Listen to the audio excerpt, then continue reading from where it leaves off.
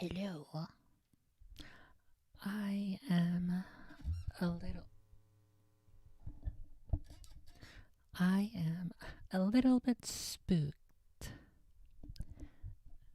because the past couple of days I'm not sure if it is my audio mixer or what else could it have been? Either the audio mixer program that I'm using or my music media player or my upgraded, I guess not upgrade, my additional RAM might be causing hiccups, or if not hiccups, then it might be causing some audio issues, and I'm not sure which it is. And I'm not sure if it's just on my end or if it is being transmitted onto the stream as well. So I guess let me go ahead and listen to the stream real quick myself. Maybe these. And check this. Hopefully it's okay. Okay, it sounds fine. But occasionally, I think on my end, it does break. Voicemeeter Banana has this thing where sometimes if the computer goes to a sleepings or or it's like overwhelmed by a particular source of audio, it gets all garbled and robot-y in a very unpleasant way. And I'm not sure which of those three possible things that I mentioned earlier are the cause of that. And I hope, from experience, I don't think if it happens to me, if I hear it on my end, I don't think it goes onto the stream. I think it's only for me. But in the event that something does go awry with the audio, that is one possible reason as to why that may be the case.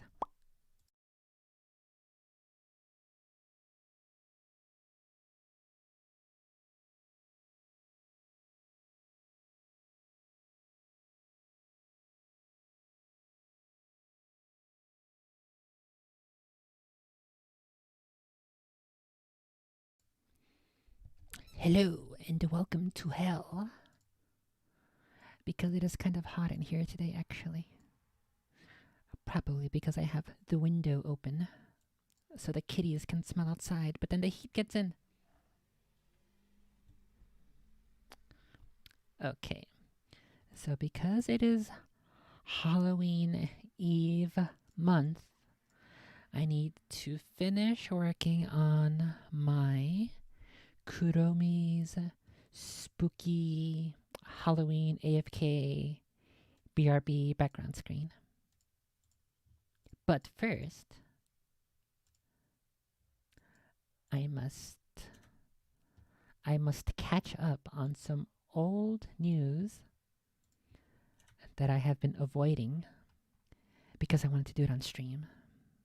What the heck?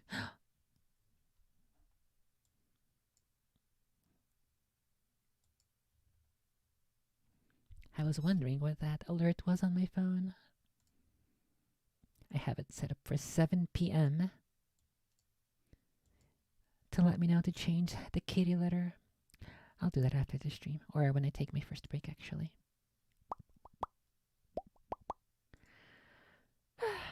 Okay, so I think what I'm gonna do, I'm gonna start with the Charlie video. We'll start with the humor first, and then afterward we'll go to Murohar, who I believe will have some additional news and context to add. And then I believe he also has an update. Charlie might also have an update, but I have not seen it posted in the spooky Alamau channel, and so we'll go first with his comedic take. All I know from what little I've seen pop up on my end is that there are supposedly, is it two or just one? Mummified, um, allegedly mummified Alamau that has been shown at or to Mexican Congress. And based off what little I can see from the thumbnail, it's a little hard to believe that it's real. So let's see. Let's see. Let's see what happens. Do you think me a fool? Okay, let's pull this up. I have a bunch of tabs open for stuff I want to cover. A couple things I want to listen to while working on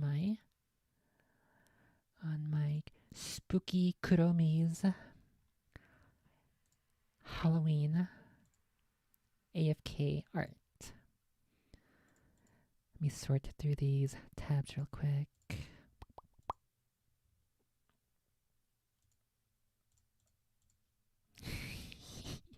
Oh shit! Wait, I gotta check if my I almost forgot my Botrix bot that. Oh shit! I gotta change this thing. That's not true anymore. One of my little advertisements on the bottom. I no longer have a secret Patreon. It is now a different service, and I will update accordingly. As you can no doubt tell, I have a couple of things I need to update. A couple of changes that happened here and there since the last stream about 20 days ago or so. Let's see. This is correct. That's correct. Correct. That's good. I think that's good. Okay, all the other stuff is good. There was something else. Oh, my bot. Let's see. At Botrix.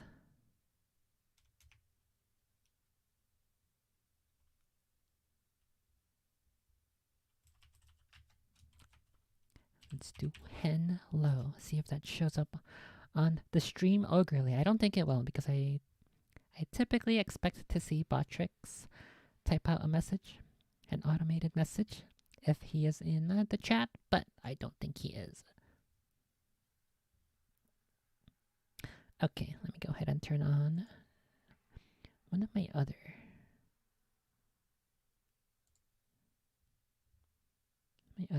YouTube chats. Is this one good? Okay, so this one works. I've got like fucking 3 different YouTube. 3 different YouTubes, and also think 3 different Twitch chat ogrelies. Kind of a little frustrating that it doesn't just automatically work every single time. Gotta double, triple, quadruple, manually check every single time. I thought we lived in the future where things worked, where we had the technology, but I guess I was wrong. Very, very wrong indeed.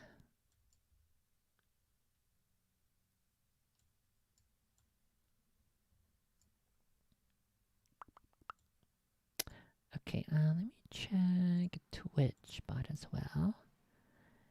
Let me type a Kuromi.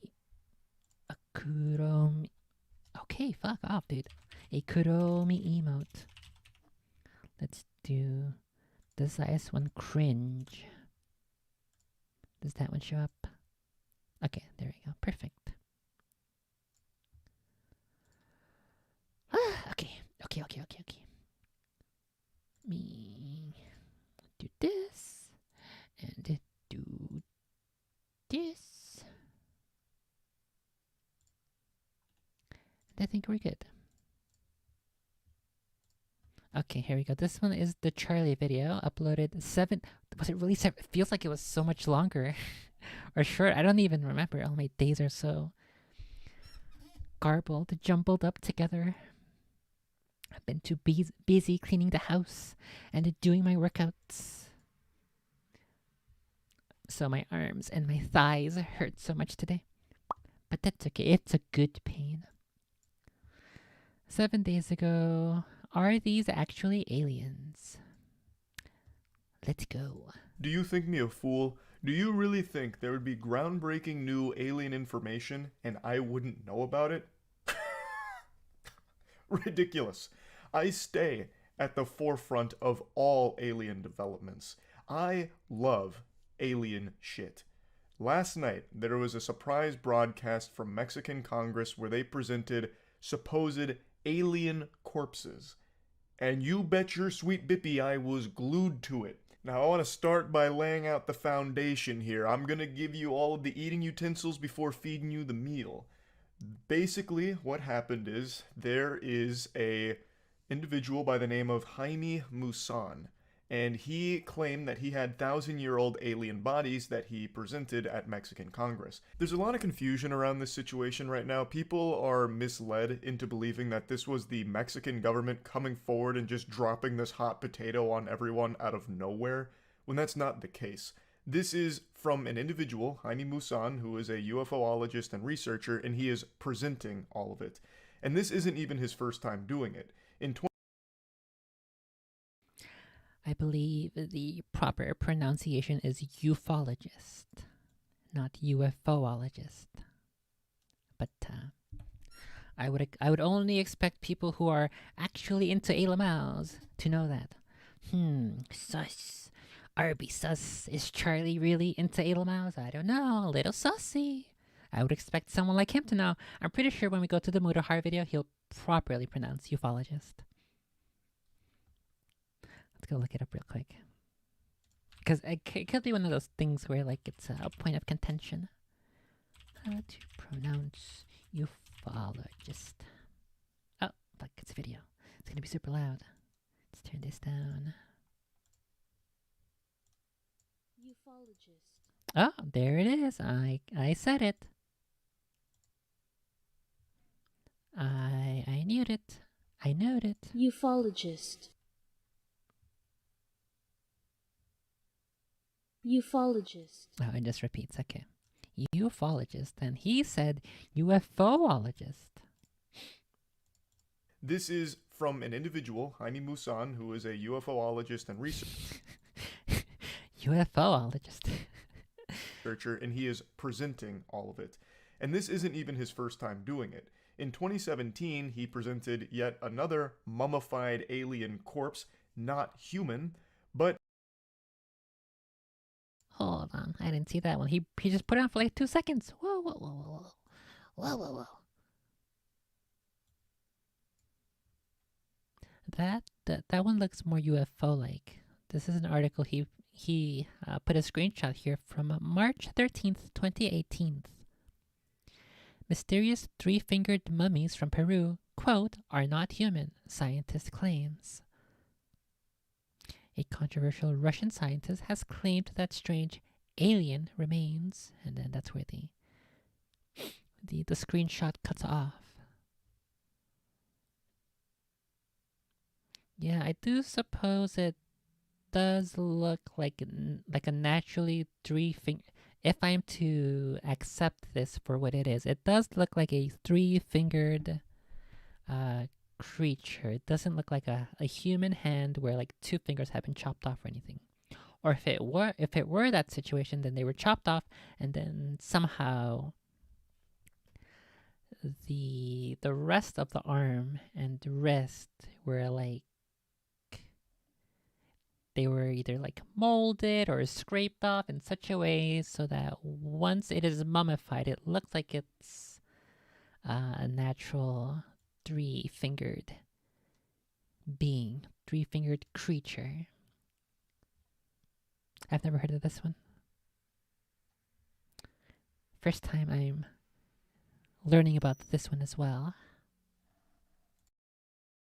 2017, he presented yet another mummified alien corpse, not human, but it was later debunked and proven to not be alien at all. So he Okay, there was another screenshot there. Let's have a look. So this is supposedly the same guy who's presenting this. So already his credibility is deeply questionable. The title for this screenshot, the debunking one says, these quote alien mummies appear to be a mix of looted body parts. Okay, so it was kind of like I expected. I guess it was some kind of a defingered, two defingered, what the heck? It's an arm with two fingers cut off and then somehow, I guess, put into a shape to fool future people into believing that they're Elamaus. But let's see. Unearthing Nazca. The TV show Uncovering Nazca highlights these mummies from Peru. This week reports and bizarre images of a group of 5 mummy-like bodies from Peru that have 3-fingered hands led to claims by some that the mummies are not human and may be aliens. To not be alien at all. So he has done this before, but this time around he's presenting new corpses and also claiming that there's been extensive research, studies, tests, and scientists working on it to confirm that these are 100% real, authentic extraterrestrial visitors. Now, he and his team are saying that all of this information is available for any scientists around the world to confirm their findings, which I think is great. Inviting research into these is fantastic, and I guess we can finally know for certain if he's being truthful here and these are somehow actually alien bodies. I guess they came down to Earth for fucking spring break and just they lost control of themselves, maybe drank too much and died of liver failure. I have no fucking clue. But we have these corpses from 1,000 years ago. He's claiming these are mummified aliens and has a bunch of tests allegedly that they've run on them and is inviting the rest of the world to do the same. So I'm excited to see if the rest of the world does that and if they also confirm all of these findings. But now let's get into talking about the aliens themselves, and then I want to bring on an expert, my father. You all know my father is on the cutting edge of everything alien related. If anyone's going to have an eye to see through the bullshit, it's gonna be old Papa Charles, I'll tell you right now. Oh, it's a little carcass. I couldn't even tell. Okay, I think I forgot where I put my PSD for that Kuromi art. What the heck? I've been looking for it for like the past 2 minutes. I can't find it. The ill mouse stole it. I checked in all the usual spots. Okay, I guess what I'll do is I'll take this folder and I'll search p.psd. Thanksgiving Kuromi. Maybe this one. Where the heck is this one? What's this file path? Oh, it's in the fucking thumbnail folder. No wonder I couldn't find it. Okay, here it is. Perfect. Jeez, I gotta move this. I'll save as and get a new. Put it in a all together different directory where it makes sense to put it in there to find it. Oh my goodness. What? And it's stupido. Okay, let's get back to this. I don't believe that at all. This is way too stereotypical alien look. I think there is no way. I think there's absolutely no fucking shot. I just don't believe that though. If this looked actually less like all of the movies depict aliens, I'd be far more on the side of possibly. But this actually just looks like a prop from like Arrival, or not Arrival. What's the Oh my god. What is the one that has the... I need to watch more Elamau movies. So I have a better reference, a better image as to what sort of Elamau creatures are part of the current cultural zeitgeist. because the ones that I'm typically imagining are like the grays with the slightly shorter than average human height, with the huge bulbous heads and those two big black eyes and maybe slits for nostrils like he who shall not be named, and no appendages, but probably very long arms and fingies, very thin arms and legs. And that's mostly what I have in mind when I'm thinking of Elamaus. And so seeing these, they look super duper small, which I guess kind of actually falls in line with the little green men. I think some versions and some descriptions of the grays are also kind of short and small, about this size probably. But I think what I have in mind is slightly shorter than average human height, maybe about 4 feet or so. 4 to 5 feet maybe. And I think very few of what I consider to be credible enough descriptions have Elamaus that are like 6 feet or taller. And so, unless there are all these different species, and those tall ones are just really difficult to find, then I think I am mostly, in my mind, most of the realistic Elamaus who are the most likely to be real are not this small. Really quintessential grays from back in the day. I can't remember now. They even made like little postcards for them. Like, you're invited. Okay. Okay, hang on. I can read Spanish, so I can read those postcards. Let's go back. Back in the day.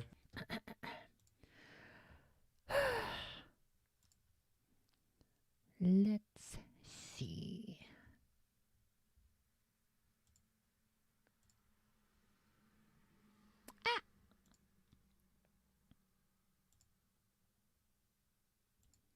Go back. Okay.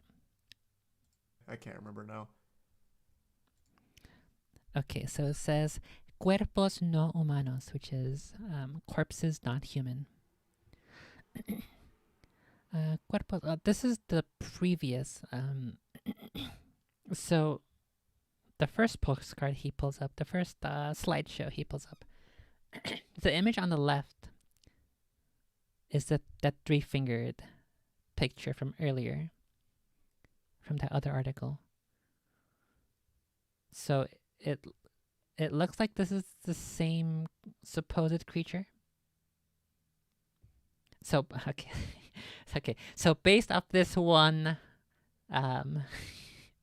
based off of this singular slideshow that I'm seeing here, the fact that they're using this provenly false three-fingered being, and right next to it they have the image of this new Elama that they are now presenting here at Mexican Congress, leads me to believe that this person, Jaime, whoever this guy is who's presenting this, he wants to continue the grift, and he's taking that three-fingered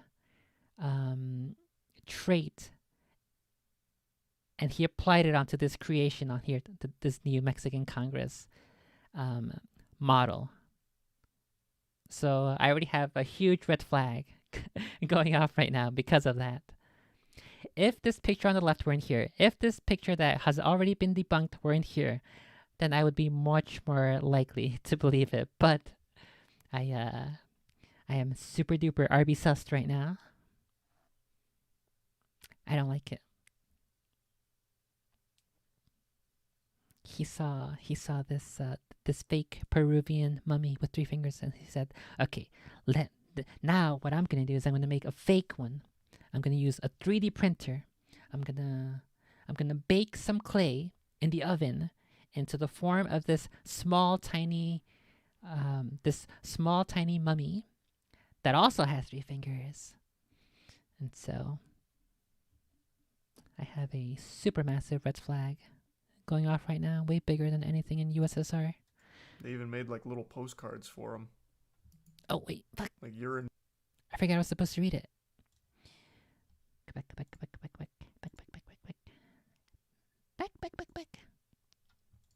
Okay. Now. They even made. Okay, so it has 3 thingies on this slideshow. Cuerpos no humanos de solo 3 dedos y cabezas alargadas. Bodies not human. They have only 3 fingers and have huge heads. And the next point says, tienen desde 700 hasta 1800 años de antigüedad. They are as old as 700 to 1800 years. And the last point, la momia de uno...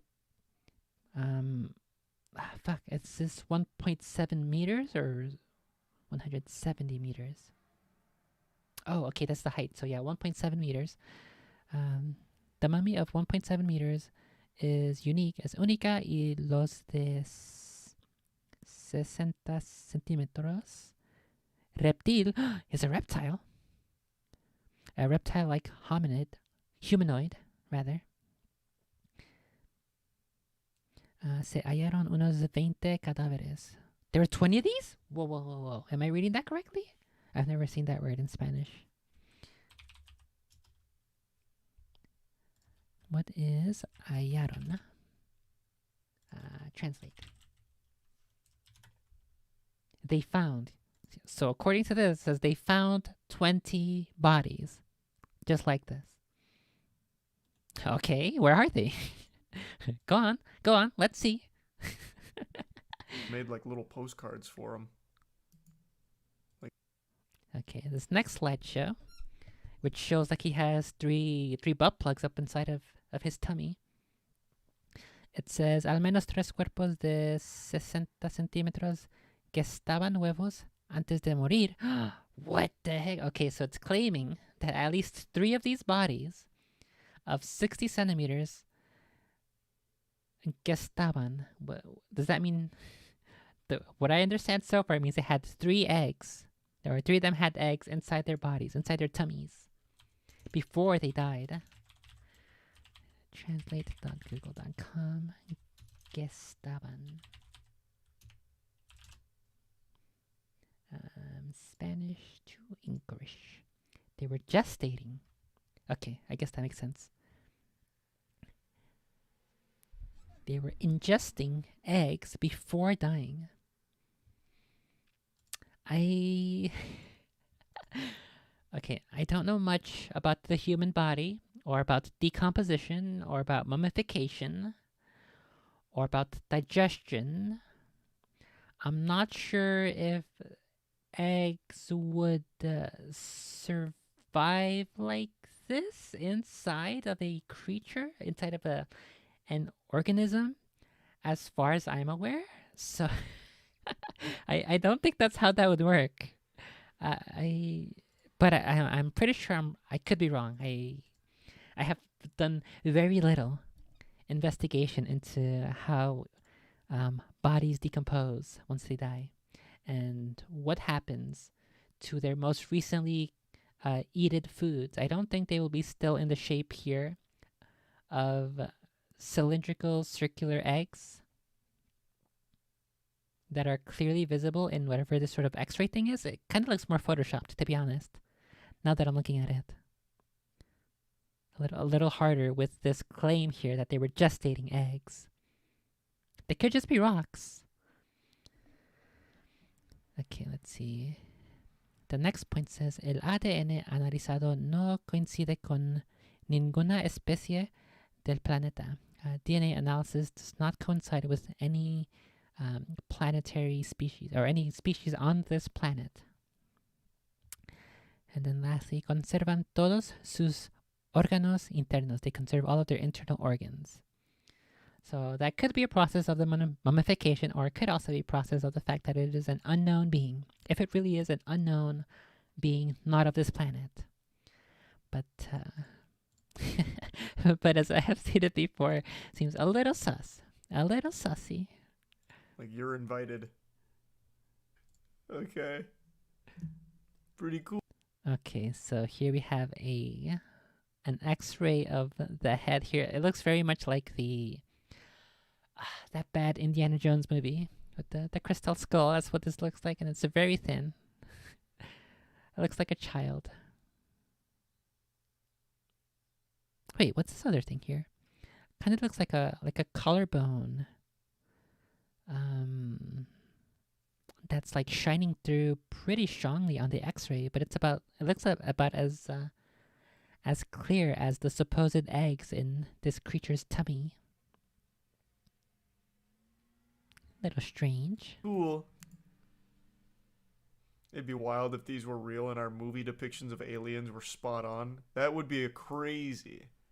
That would be big. But I don't see why they would bother faking this. Okay, whoa. Go back. Back. There was another little thingy there. Okay, so here it's highlighting an image of that thing that I called the collarbone. Implantes metálicos, metallic implants, tienen desde 2 milímetros de grosor. Grosor. What is grosor? Thickness. Grueso, I see. About 2 millimeters thickness. En su interior albergan un material 4 a 5 veces más duro que el cobre. They have 4 to 5.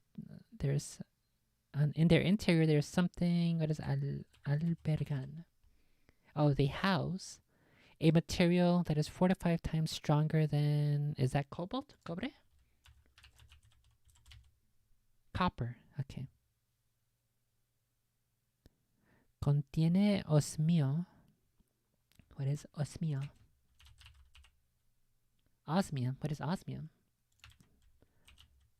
I feel like it's a very it's a metal that I haven't heard of too often. Osmium is a chemical element with the symbol OS and atomic number 76.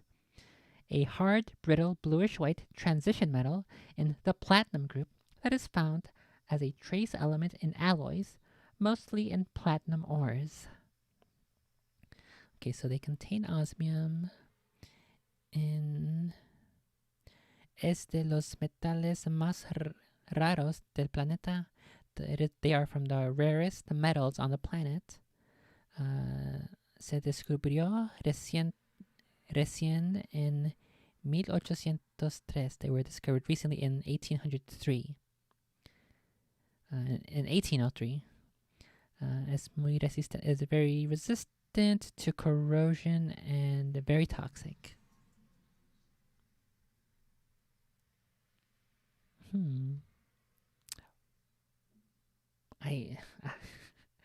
I guess the point of highlighting that is to say, look, it's toxic and it's very rare, and it wasn't discovered by us humans until 1803. Therefore, these mummies are definitely very real, and I did not make them. I did not make them in my little lab, with where I have all of these metals, where I have all of these rare metals.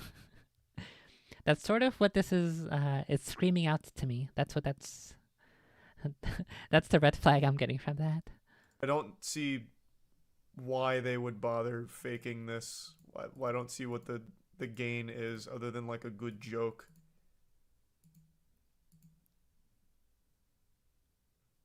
Humano? No humano. I understand that. Those aliens are likely to look like giant insects. I think they'd be insectoid as well. Your father would disagree? I don't think he'd believe this. This looks very silly. And especially just to drop it cold turkey out of nowhere on a YouTube stream. Well, I guess it was more than a YouTube stream. This just happens to be one of the places it was broadcast. It just doesn't make a lot of sense. So they put it into a database that is able to be accessed by anyone to verify their claims. They show a list of tests that have been done to the bodies, including metallurgy specialists, radiologists, and geneticists. They verified the authenticity and age of the bodies. They showed scans of their insides that showed metal implants in some of them, as well as eggs with embryos and organic material inside of them. Okay, well, if anyone can access it, it should be super easy for every other scientist in the world to start running tests on it, then to confirm it. That should be an easy slam dunk then if it's real. Oh, it's a 43 gig file. Holy shit.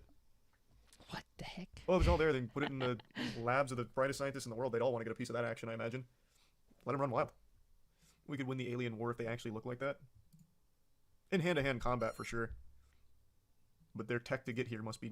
Yeah, that's the point. You gotta keep in mind. If they really are alien mouse from off planet, then they got here from very far away for the what is it called? The Fermi paradox. The thingy that Fermi paradox. The Fermi paradox is the discrepancy between the lack of conclusive evidence of advanced extraterrestrial life and the apparently high likelihood of its existence. Okay, no, that's not what I was thinking of. It's the... Fuck, what's it called? Maybe this is what I was thinking of, but the thingy that we're getting further and further away from other galaxies? From other... I forget what it's called. But I'm sure you have some idea what I'm talking about. Any other science, spacefaring, Alamau enthusiasts? Nuts. So now let's go ahead and break down what we've seen here. Judging from the bodies, they're not that large. They're not, like, imposing in stature. I actually feel confident that I could beat them in a fight, whereas normally the only age group I'm comfortable at beating in hand-to-hand combat is ages 12 and below. I feel like there's just not many children that would beat me in pugilistic combat, and I feel the same for this alien race if they're all about that same size. And who's to say that these aren't like their elite warriors and the normal aliens could be even smaller? Like, I feel like I'd have no problem just wiping the fucking floor with them, just feeding them knuckle sandwiches out. Well, hold on. Just because they're small like that doesn't mean they're not capable. For instance, look at the grunts in Halo. They're pretty small in comparison to Spartans. They're like 5 feet. What's the average height of it? Average height of Halo Ngoi. Is it 2 G's or 2 N's? Ngoi. It's 2 G's. Ungoi are on average about 4 to 5 feet tall and are relatively weak compared to other sapient species. The Ungoi have flat, 3-toed feet, with another toe on the back of their foot. So while most of us would be taller than these Alamaus presented here, maybe they're dangerous because they have teeth and they can rip out your guts like the grunts against unarmed humans and or lightly armored Marines. I feel like they should have done more of that in the TV show or other medium. Maybe slightly more, slightly higher rated medium, whether it's M ratings or probably we probably wouldn't want R-rated Halo stuff because that would drop off the potential audience and they would be less likely to make it. But that would be cool to see some grunts being very aggressive and munching on some humans. The wazoo. So that's nice. That makes me feel a lot more confident should this be a real alien, and they all look like that. I feel like we'd have a really good chance if it came to, like, fighting them with our bare hands. Now, apparently one of the aliens also had eggs inside of it, so I guess it was pregnant. Maybe it's possible we could dust the cobwebs off and hatch those puppies ourselves. That would be pretty wild. But now, anyway, you've heard from the dumb Neanderthal, Charles White Jr., but let's hear from the preeminent expert in alien research, Charles White Sr. I've given you my perspective. I don't necessarily believe this, but I'm going to withhold full judgment for the rest of the world's scientific studies on these bodies. Hopefully those results in those studies will be conducted soon. But let's see what my dad had to say. Me. Hey, What's up? you look at the alien corpses? No. Where's that? How have you not seen them yet? Go look at them right now What and the tell me heck? what you think. He's just like me, for real. I haven't seen the alien corpses until today. Working on the top fuel dragster. Well, the top fuel dragster can wait. You got to see the alien corpses. I need an expert's opinion. Why are you there? What the fuck you want to make fun of me? I'm not making fun of you. I just want to know what you think about it. So where do they claim they got these things from? The Nazca lines. They claim they're 1,000 years old. Well, I know all about the Nazca lines. Yeah. Yeah, that is surprising. If they are from either nearby or right below or on top of the Nazca lines, why are they only now being Where's this information only now surfacing? That's a little sus as well. Did people in 1803 find them and then keep them somewhere? How well were they taken care of? Did none of this leak? That's another reason why I think it's a little sussy. It's like recently made clay, clay thingies. A little weird. I knew you would. It looks awful small. I mean, I don't.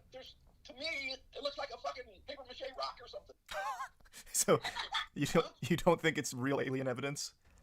I don't think it's real. I mean, not to me. That's not real alien evidence. That could be any video. Hell, I could build that myself. With the paper mache. Okay. All right. So this one does not have your stamp of approval as legitimate. No. But all the other shit in the world does, like all the construction and all the other stuff. I mean, this is like, I don't know. This is too phony to me. All right. So it's not as convincing to you as Puma Punku and all that. Fuck no, not even close. Okay. Well, you heard it here first. If my dad doesn't believe it's real alien evidence, then dag nabbit, it's just not real alien evidence at the end of the day. So he's not super convinced of it. He's, of course, going to keep his finger on the pulse, as will I. Since they are inviting the rest of the world to study these mummified remains, I'm hoping that we'll get some conclusive yeses or nos on if it's extraterrestrial or not. I feel like that shouldn't be super hard to prove if it's a fucking alien, if it's something that we've never seen before, and, I feel like that'd be kind of easy if it's all real, but we'll wait and see. Either way, it was still just a wild development from out of nowhere, so definitely wanted to talk about it. That's really about it. So, yeah.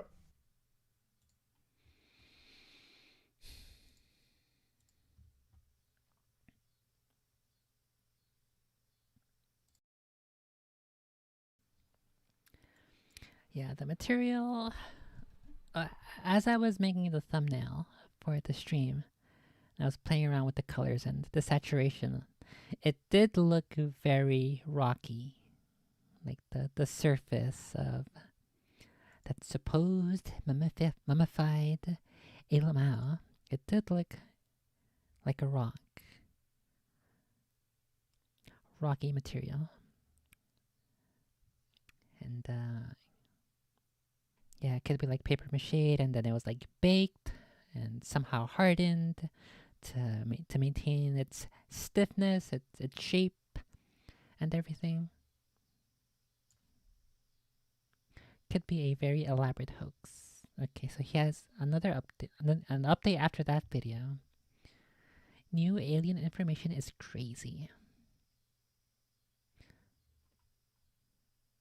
Okay, let's check out this one. What an incredible day for father-son bonding between me and my dad.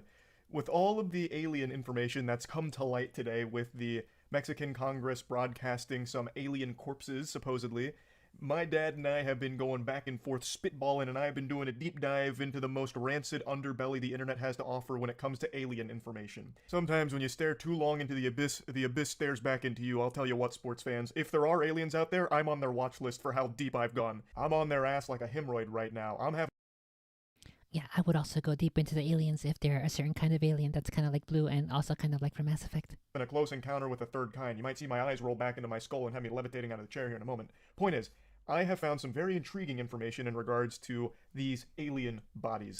But let me bring you up to speed just in case you don't know what I'm talking about. I posted a video earlier today going over the whole situation, and I'm sure Musan, he is a UFOologist and a journalist. His main He did it again, UFOologist. This guy is a fake UFOologist. What the heck? And people trust him? What the heck? profession is journalism. And this is not the first time he's done this. He also had another mummified remain that he called an alien back in 2017. It was debunked. And this one here is taking the world by storm because a lot of people believe the Mexican government is the ones revealing this. They're breaking the magician's code and they're showcasing real aliens. When that's not the real story here. It is Jaime Musan and his team that's presenting this. It's not the Mexican government. It's become widespread confusion. Basically, they platformed him and he presented. Not an official endorsement from the Mexican government, at least not as far as I understand here. So, now that you're brought up to speed, what have I found? What new information could have possibly come to light in only 12 hours? Well, this is going to open your third eye here. Get ready to activate your Sharingan because the truth's coming in hot. It turns out these alien bodies aren't new. In fact, these were debunked in 2021. There's a really great YouTube video that goes over exactly what these are. And according to this, they're not aliens. Now, before getting into the video, I know a lot of you are going to say, well, what about all of the tests? And those haven't been, confirmed as faked or fraudulent or anything like that. So again, if the rest of the world truly does have access to this information and are invited out to actually study these mummified remains and conclude that they are real and authentic, that'd be amazing. Nobody wants them to be real aliens more than me and my dad. But it's just hard to really believe that because there are so many things working against it. I've seen a lot of cope from the community about why they look so stereotypically alien, like the movie depictions, and what they keep defaulting to is saying that people that worked on the movie sets modeled their alien design after real alien encounters and paintings from back in the day, or they'd actually seen aliens like fucking Area 51 or something, so they made the costumes and the effects to look like that, so it'd be warming us up to what real aliens look like. And to me, that's just a load of baloney. We're teetering on Tumblr fanfic with that reach. I would like to ask you, what's more likely? That, or that whoever had these mummified remains modeled them after our perception of aliens from movies? It becomes even more likely that that's the case when you consider where it comes from. The source here, Jaime Maussan, whom is regarded by some as a hoaxer, who has had similar things in the past be proven completely wrong. Fool me once, shame on me. Fool me twice, fucking please stop fooling me. You're making me feel dumb. It's, again, nothing's been... What the heck? That's not the line. It's, you get fooled once, you can't get fooled again. That's what it is. What the heck? 100% confirmed here, but I would just like to present to you the evidence here from 2021 with these bodies that suggest it's not actually alien remains. Now let's study the X-rays of the small mummies. Ufologists go as far as calling them humanoid reptiles. So what do we see? Same stuff. A hodgepodge of human and animal bones. The channel is called Scientists Against Myths. Okay, so these are a little closer up, and it from here it does look a bit more like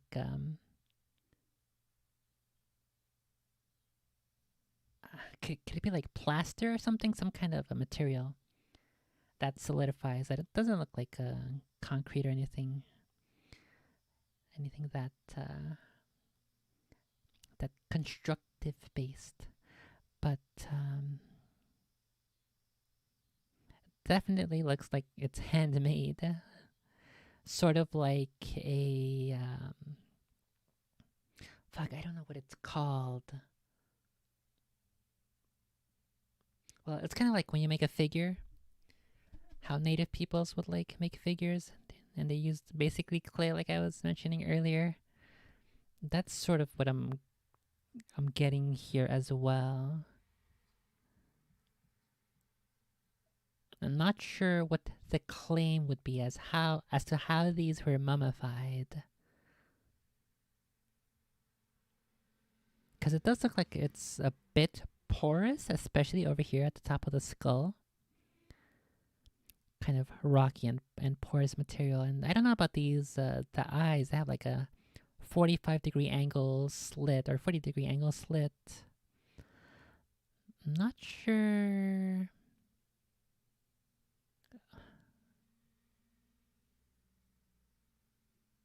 I'm not sure how eyes like that would work, given my knowledge of life on this planet and organisms that I am somewhat aware of how they function, how they see.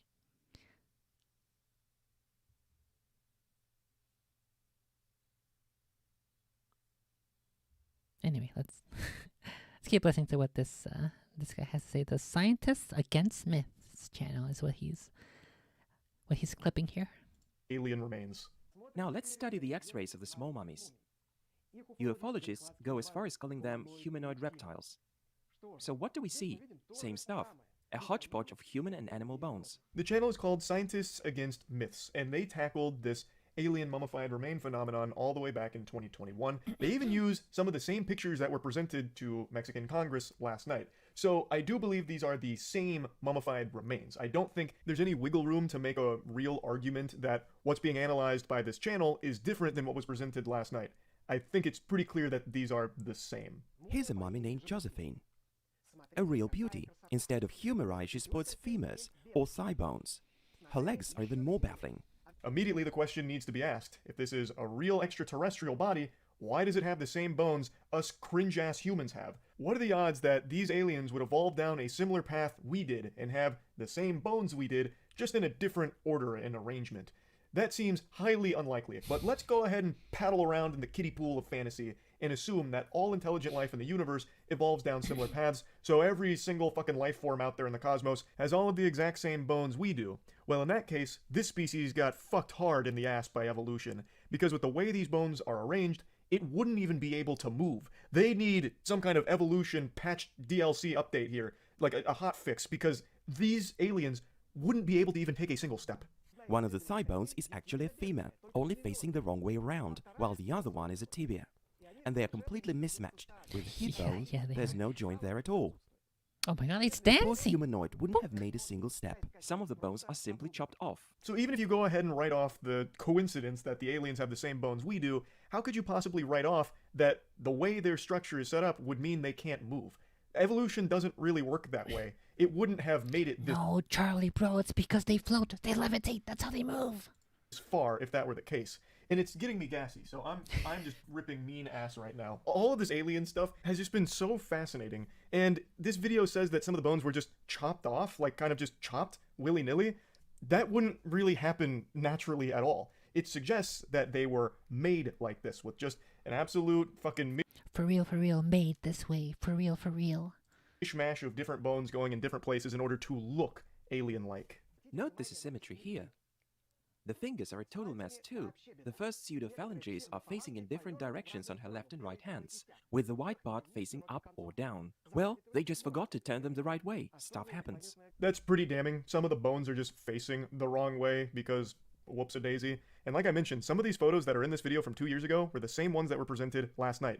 Most notably, the alien with Wow, these scientists against myth people, they're just like Twitter people who are commenting on artists like, what the heck, you don't know nothing about anatomy? That's not how that works. That's literally what they're doing.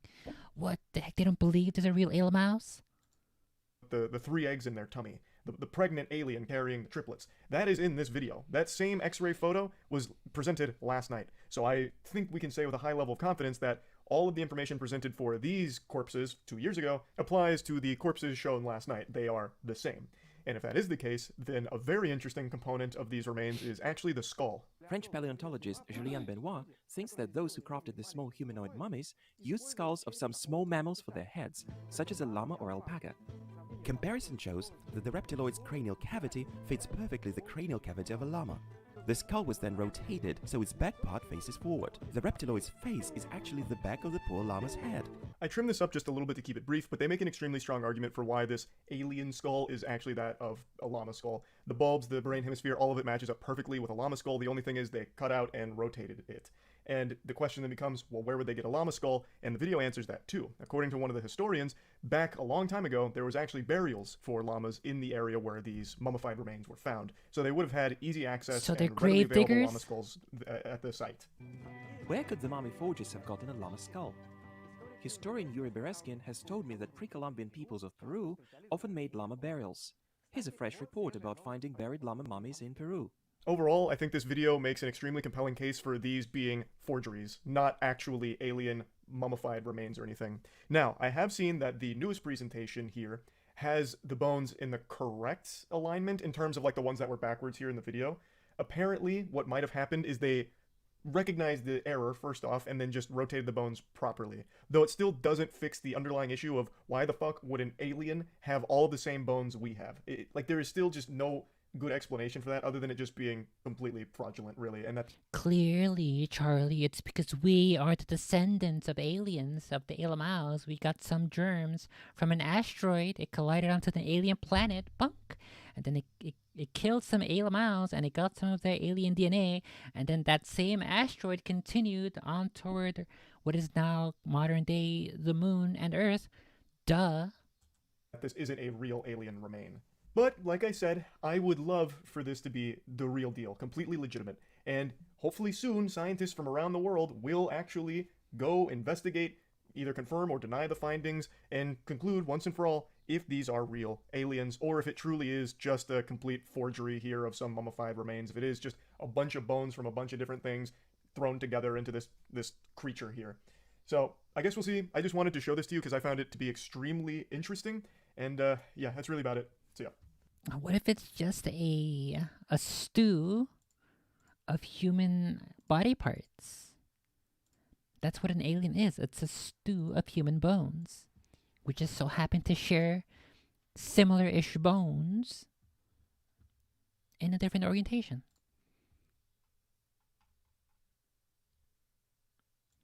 Okay, let's go have a look.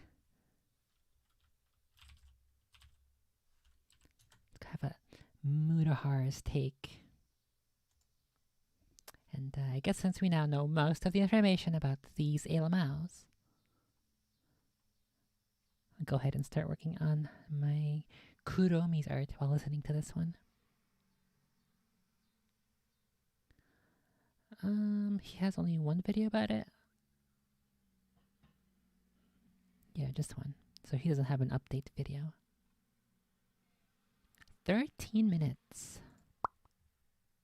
This title is not a joke. It's not clickbait. Yes, today we're talking about alien bodies that have been showcased, ladies and gentlemen. I'm getting a little hungry, so I think I want a snack. And I also gotta pee, but I don't think I want to go just yet. Let me listen to this first, and then we'll see if the bladder is too full. I'm just going to rip the Band-Aid right off and say it for the record. I would not be making this video if this was some random, channel that discussed this, some 4chan post. No, today, I'm going to read you the headline, okay? Mexico's Congress displays alien corpses believed to be 1,000 years old. Live streams hearing. Now, ladies and gentlemen, a live stream that was hosted by Mosan TV. For those of you who don't know who this individual is, Jaime Mosan is a ufologist, a Mexican journalist, a television personality. Some would say I am the only true Alamau expert here on YouTube. That's 2 people now who claim to be interested in the extraterrestrial phenomena, who say UFOologists as opposed to having the esoteric knowledge of the proper pronunciation of ufologist. See, I am a trustworthy, authoritative voice here. You can trust me because I just showed you, I just proved to you on stream, live in 1080p, that it's pronounced ufologist, and I knew that coming into this. Because I am not an alien researcher grifter. I'm here in front of the computer doing hard hours of research, real research. And I know how to pronounce things. This man is a conspiracy theorist, but this is a nearly 4-hour broadcast where I'm not joking with you. They showcased alien bodies. Now, ladies and gentlemen, to understand, I'm going to start off by saying, okay, this is like a 10th times, this is like 1,000,000 times more than what we saw last 2 months with David Grush. A lot of these UFOs popping around. This isn't like a UFO that we're discussing could potentially exist. No, this is allegedly alien bodies. So let's actually look at the footage today. Los análisis de carbono 14, estos seres tienen alrededor de 1,000 años de antigüedad. Guys, that is Little Mayo. Goddamn E.T. Eyes, nose, mouth, two-face, and all. Now, obviously, the bodies are pretty mummified, as you can tell, but this was being shown 12 September 2023 in the Mexican Congress. So an actual government, okay, a governmental body showcasing what they believe to be alien bodies over 1,000 years old. Es decir, no se trata de seres que fueron recuperados en 1,000 millones, estaban sepultados. They got them in a whole coffin and everything, ladies and gentlemen. I assume these bodies were exhumed just to showcase. This is what the Mexican government was sitting on. So yeah, they've got 2 bodies, one in this casket, one in this one, and they were not afraid to show live dead bodies of Alamau species. Now, of course, they released some slides today in the Mexican, stream as well too. So you can see the head over here kind of resembles the average gray alien. Okay, they've got these big circular, almost like quarter eyes. The Great Lamaus. These quarter, it looks like actual currency. And then, of course, you've got a mouth the size of Yeah, that's one of the things that strikes me about the eyes. It's it looks like a slit for a piggy bank. Are you sure this isn't just some native Peruvians or native Mexican or native Aztecs piggy bank in the shape of a person, and then over the years it just happens to look like an Alamau? Could be. Yay big, okay? So obviously, visually, these Alamaus can stare to the heavens, but they can't eat more than the size of a Tic Tac, apparently. So, of course, even beyond that, they also released what appears to be this skeletal body of an A. lamau. So you can see that they've got what appears to be a spring. What do they call? What do they call those? Slinkies. All right, you know, the things you throw down the staircase. They got slinkies for a torso. Absolutely like minimal skeletal structure. 3 fingers, 3 toes, and that's it. Okay. And I don't know if I have to blur this out, but they've got, you know, like aluminum titties almost. Wild shit. Wild stuff, dude. I can't believe I'm actually making this video. I can't believe that this is a video that I'm making. It's so outlandish. So, of course, I don't know what the hell this is. It appears to be the alien, like, organs inside. So maybe a stomach, a lung over here. For all we know, these could be, like, 3... These appear to be alien organs, okay? In underneath the slinky. Or they could actually just be eggs, according to one of these, like, reports, too. One of the aliens was shown. Experts say one of the bodies had eggs inside. If that's the case, we've got at least, like, 3 alien bodies prepping to go. But I don't know how long that's gonna happen, because they've been dead for over 1,000 years, allegedly. Jesus Christ. This is insane. Maybe they have 3 stomachs. Maybe they have 3 kidneys. Maybe these are livers. Or maybe it's a whole new organ that we've just never discovered as a species. Now, of course, there were a few individuals who actually translated what these Mexican officials said.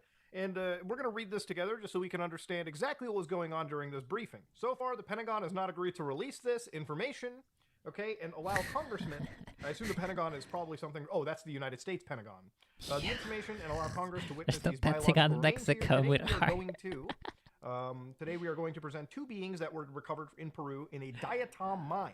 They are dried bodies found. There are dry bodies found between the cities of Palpa and Nazca in 2017 that have been deeply investigated. So these bodies aren't exactly new. It's not like they dug them up fresh. These were dried bodies that were located all the way back from 2017, which makes me wonder why they were brought up here. But I guess they were investigated by investigative journalists and scientists who are here today are going to make known of some of their extraordinary conclusions. So, according to them, this body over here, the conclusion that they have, we are going to discover this moment that these bodies, according to scientists, who are going to declare here are beings, not humans. Obviously, that doesn't look like it's a human being. If it is, it's some weird evolution of humanity right there. But according to back to the statement over here, they are not part of our terrestrial evolution, and that after they disappear, so it appears to be that their DNA, that these things are not any known species. So, of course, in this situation, they're not necessarily saying that these are extraterrestrial aliens that have come from outside the planet, but if they don't share any known DNA, either this is a brand new species, or they might just be aliens that died on Earth, okay? Jesus. It's so crazy how they're showcasing UFOs even as part of an entire showcase where they actually have alien bodies. Remember about a month ago, like a month and a half ago, David Grush was saying... Yeah, so I guess he's showing footage that was also... Charlie didn't touch on this at all. They're showing the lights in the sky footage. It's nighttime and there are these lights in the sky that seem to be forming a circular Alamau flying saucer. That would have been useful to know. If this what's his name, Jaime? If this guy if he provided this footage as well to go along with the mummified bodies. Because if he provided both the mummified body and this footage, or if whoever's producing the Mexican Congress live stream is putting this up their own accord, separate from Jaime, then maybe they're just doing it for sensationalism, which makes sense. Saying, there's there's bodies, there's non-human bodies, and they would never talk about it. Well, the Mexicans have one-upped everyone. They've actually shown the alleged bodies that are not of human origin even. That's crazy. Or even of, like, terrestrial origin from our planet. That literally means it's either a new species or it's outside our scope. That's crazy. So, of course, here's a close-up look. Again, eyes, nose, small, tiny mouth. Literally looks like it's from a Steven Spielberg, like, E.T. movie. It almost looks like a prop of the E.T. character. So, in this shot, apparently, it seems like one of the experts is saying that the actual DNA associated with this weird E.T. thing, 35% of it is actually unknown, which is a wild situation to even look at. And of course, these are like closer x-rays of these materials, so you can see like the pelvis is kind of jutting out. Very, very, very thin, frail looking thing. And of course, you know, these, it's got maybe it's like gonads up here and then like a set of organs down over here. And that's all people can really look at. So again, according to a translation, basically it seems Masan, who was under oath, addressed members of the Mexican government and U.S. officials. He said the UFO specimen were recently studied at the Autonomous National University of Mexico, UNAM, where scientists analyzed DNA evidence using radiocarbon dating. These specimens are not part of our extraterrestrial evolution. These are beings that were found after a UFO wreckage. They were found in diatom, which are algae mines, and were later fossilized. Insane. And of course, at the event, there was the professor Abraham Avi Loeb, who we know from the Harvard experiments where they were actually looking at, pieces of alien, or not alien, but like extraterrestrial, like meteors, like falling onto Earth. And they were actually looking through that to find materials that would never have been located on Earth. So literal extraterrestrial materials. And of course, that's pretty much what it comes down to. And of course, Avi Loeb urged the Mexican government to allow national scientists to study the possibilities of potential alien existence. So it's kind of like LK99, where something wild fucking happens, and now we need to just actually get down to proving this scenario too. Here's like more footage of like the aliens do. This is when they're like actually whipping out the caskets over here, showcasing them off, and that's the actual like mummified, alleged, extraterrestrial bodies, like alien corpses. Literally is what the media, the governments are calling.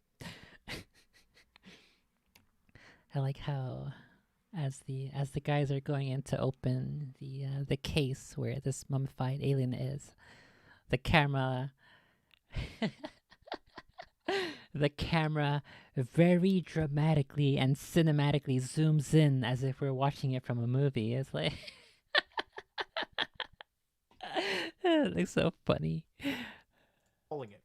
So according to an actual commenter over here on one of the UFO Reddits, who actually has good, Spanish, has said that there are 3 points. They avoid the mention of the bodies being of extraterrestrial origin. So extraterrestrial, we all know what that basically means, is aliens being from, just outside Earth, okay? Literal alamaus, in the traditional sense, which I guess makes sense. This might... Yeah, it's kind of in the word extra, beyond, terrestrial, terra, beyond Earth. Extraterrestrial, that's what that means. actually be from a UFO, but again, these bodies are about 1,000 years old, meaning that for them to die, they died long before, the Mexican civilization as we know today, in its current shape and form, existed. Masan claimed that they were originally debunked by people who had never even seen them in person. I read a few of the debunk links posted here and other posts to find that to be pretty accurate. The debunkers lean on Masan's history or reputation that the bodies were found by grave robbers. The forensic analyst claimed that the DNA was only 70% matched with known DNA. That means 30%. All right, that's a huge variance. Jesus Christ. Humans differ from apes by about 5%, and from bacteria, might have been viruses, don't recall, by at most 15%. Again, a 30% variance of unknown DNA is pretty massive. Again, like I keep saying, either this is a brand new species, or maybe this is actually alien dead bodies. Who knows? Again, this isn't a conspiracy theorist bringing it out. This is also backed by a fucking world government. The Mexican government is showing this in their Congress. That's insanity. And now this is where I'm going to have to stop and just straight up reiterate that I personally don't believe these alien bodies, okay? Aside from the fact that this alien body looks very similar to something like E.T. or Eraserhead, like this literally seems like it's a prop. Wow, what the heck? He didn't record it. His additional research. He was exporting this video, but then he did more research while it was exporting. He's like, wait a second, it's fake. I can't publish this. I gotta add a correction at the end where I don't believe it's real. What the heck? Out of a movie. Yeah, these are alien corpses, allegedly 1,000-year-old, that the Mexican government has brought up. And the thing is, they're displayed by an individual that does, in fact, have a pretty controversial past in terms of talking about these kind of situations. So, again, believing it is very, very difficult. This just feels like, honestly, one of the most surreal moments that I've ever seen on, national television or alien history. We literally went... Yeah, I think particularly the way the camera zooms in makes it seem very surreal. It's like...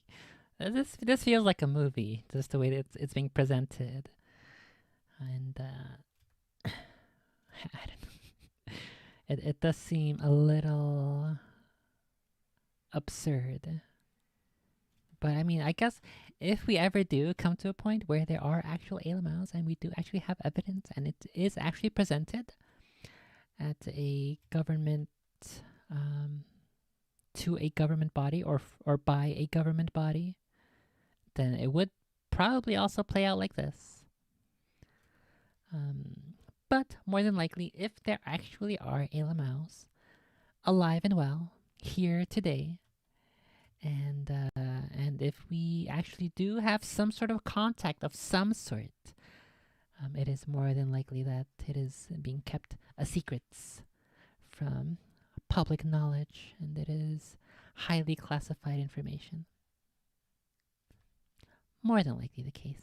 From talking about unidentified, aerial phenomenon, disappearing plane, something that kind of had that aura of legitimacy almost, and especially when it was brought in front of like governments, Congress, with actual Air Force operators as well. This is a situation where honestly I'm kind of having a massively hard time believing it, but even if I do try to suspend my disbelief, just the fact that I'm looking at two alleged alien bodies in front of the world is its own again, it's hard to describe this moment as anything but surreal. So, ladies and gentlemen, I do want to ask you a question. What do you guys think about this? Obviously, do you think these are real alien bodies? Personally, I think I need a little bit more proof than that. I think we actually need to have scientists from all over the world fly in here into Mexico and start poking around on these 1,000-year-old alleged bodies, because what we are looking at over here is something that could have been a prop out of out of ET, literally out of a movie. So let's actually see. Let's understand the physiology, the genetics, and hopefully Mexico's not BSing us. Okay, but remember, this is a country where the president does actually believe in like elves and fairies and all that shit. It's a wild world, okay? Mexico is number one for entertainment, at least in this year, okay? They've I think it's safe to say that the Mexican And just who exactly makes the cookies from the Keebler elves, Mudahar, if not the elves? government outdid themselves, if this is even a distraction or whatnot, because everyone is distracted, okay? Everyone is blown away looking at alleged dead alien bodies. That said, let's back out. Ladies and gentlemen, if you like today's video, let me know in the comment section below. This is me, Mudahar, and yeah, I'm out. Spooky alien mouse. Look.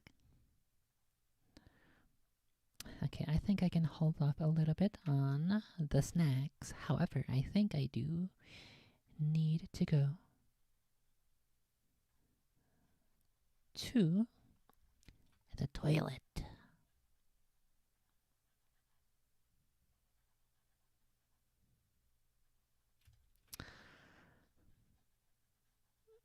I think it's kind of to be expected that the Elmows revealed are in fact not real. It's a little... what should we say? I was going to say depressing that that this hoaxer was taken so seriously. It's always depressing when hoaxers are taken seriously. It devalues and makes light of potentially real discoveries and findings. What's up, Patches? And I really wish if there is any actual real information, we would get to see some in my lifetime. And then we will get to see some pretty cool female alien mouse on OnlyFans. That'd be pretty cool. That'd be based. Okay, I gotta go do the pee-pees. I will be right back in a little bit. Try not to be fooled by alien mouse hoaxers while I am gone.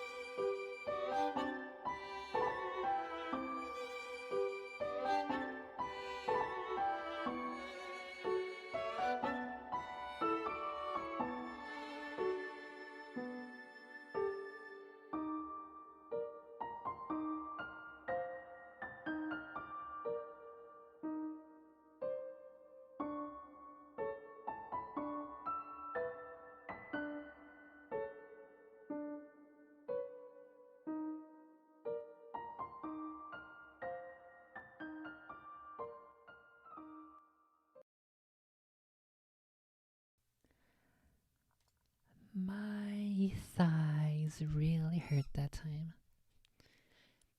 Getting up to go to the bathrooms. Phew. It's okay though, that means it's working.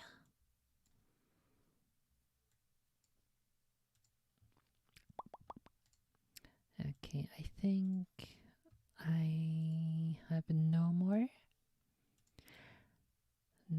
Alamau stuffs. Let me see. Nothing immediately in my tabs.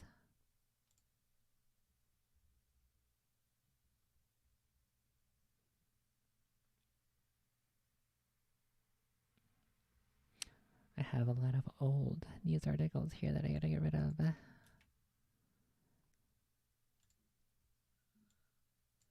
Kill this, kill this, kill these two.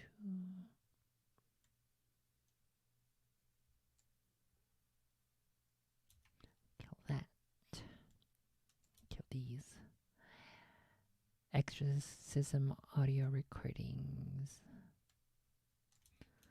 I'll do that another time, I think.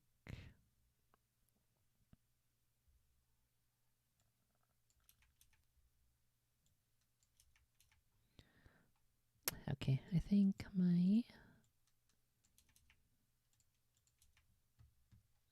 my list of videos to watch is pretty good here on my notes. Phew. I am getting a little hungry. A little bit hungies. Not super duper hungry, but a little hungry. But is it hungry enough? I don't know. Let me do another video. And then we will decide again there.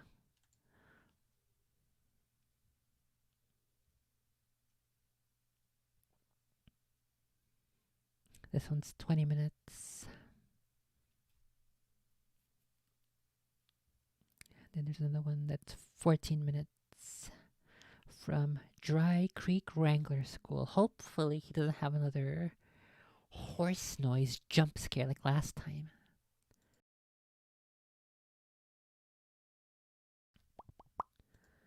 Okay, let me flip a coin here. Heads will go to the most recent video, tails will go for the older video. Flip a coin.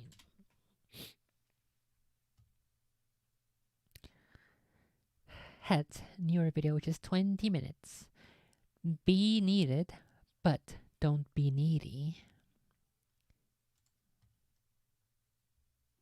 Good afternoon. Dwayne here, Dry Creek Wrangler School. Been a little while since I've been on. We've been running pretty hard with the school. Same, bro, same. We just finished up this week. The last student from this week left this morning. And so we're getting stuff caught up around here before we start again tomorrow. And so we got 2 weeks left of this year. That's all. We got 2 weeks of school left. And then we'll be off for the winter. So we'll run out to Kentucky to, one of my daughters is getting married. We'll be out there for that. And then I'm hot footing it up to Idaho. Spend some time in the mountains with my boys for a while. So, and I'll be making a couple videos as I prepare for that. The gear and what we're doing there, just here as we get closer. But looking forward to that, but being kind of busy. Want to keep you guys up on a couple things. We do have on Shopify now, we've got a Dry Creek Wrangler School store. We got one t-shirt on there, and it's on pre-order. So the end of September, whatever orders come in, they'll be filled and sent out. And if it's a success, then we'll start adding more t-shirts and ball caps. And one of the things we're adding, I'm going to try to get it on tonight if I can figure out the internet side of stuff. But we found these. There's a guy making these. They're Zippo lighters with the logo on them. And then the tagline, don't do more, do less, better. And so we're fixing to make those available. And like I said, they should be on tonight. And just a couple stuff like that. Also, want to remind you that Mom and I are going to be in Vegas in December at the National Finals Rodeo. We're not going to the rodeo, but we will be at Cowboy Christmas. We'll be there for 3 days at Rand's Custom Hatters. My hatter there, we're going to be at their booth for 3 days with them. Lord willing, and the creek don't rise. Now, if our erstwhile powers that be in Washington reinstate the full-on COVID lockdown, we won't be there because I will not wear a mask. Period. Based.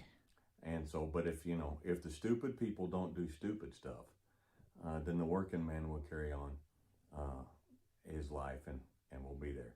So if you're going to be in the area, and I think we'll be there roughly around 8th through the 12th, I think.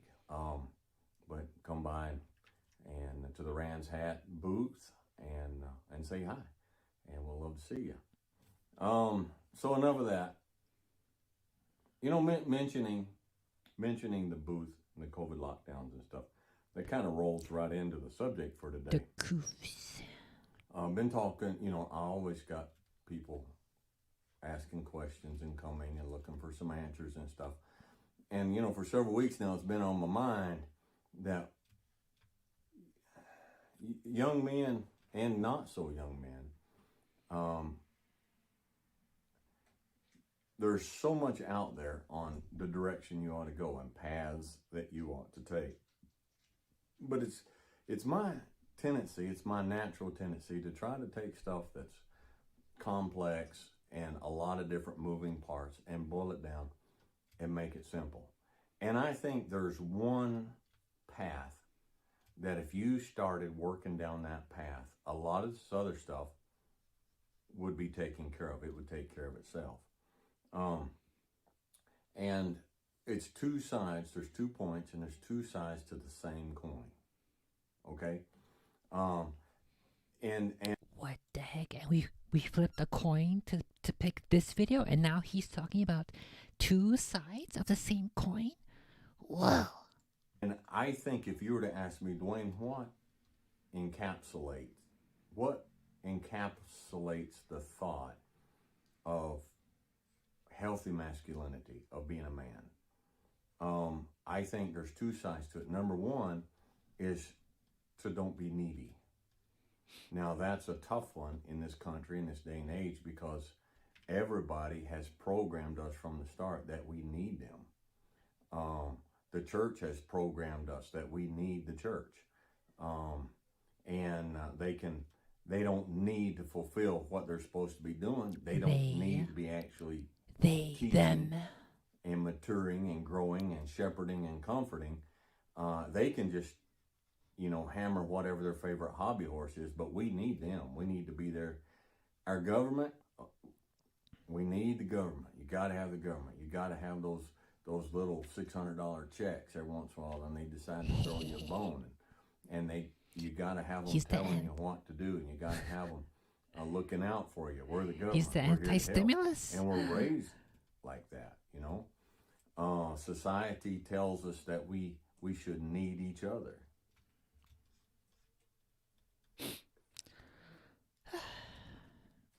And so many people these days, they're in a job that's not fulfilling. It might be worse than that. They may hate it, but they need that job. Why do they need that job? Because they need that paycheck. And why do they need that paycheck? Because they need to make that truck payment that they just needed. And why did they need that truck payment? Because I need that Kuromi bag. I need that Kuromi squishmallow. I need that Kuromi hoodie with all the evil skulls on it. I need it. They needed backup camera, and they needed patches. All the newest bells and whistles, and they just needed all that stuff. And so one need leads to another need, which leads to another need, which leads to another need. And all these are links in the chain that imprison you and bind you. And we need, my wife has said, and I'm not speaking out of turn here, she'll very openly, very publicly, she has said, we've been married for 32 years. And the biggest difficulty that she has had throughout our entire marriage is her sense that I didn't need her. Now, I'm going to say something here, and I want you to listen. I don't want you to knee jerk, okay? I want you to just stop and listen and contemplate and meditate. Oh no, he's gonna say, I didn't need her. I don't need a relationship. I don't need a marriage. I don't need a wife and kids.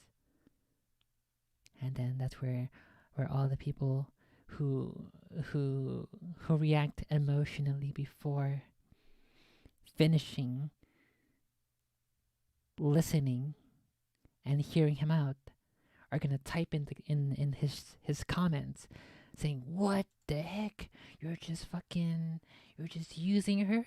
You're just here and you don't value her at all? What the heck? But what he's gonna say is, I don't need her. But having her is a tremendous boost and a very welcome addition to his life. That's what he's gonna say. And then the insta typers, the insta reactors,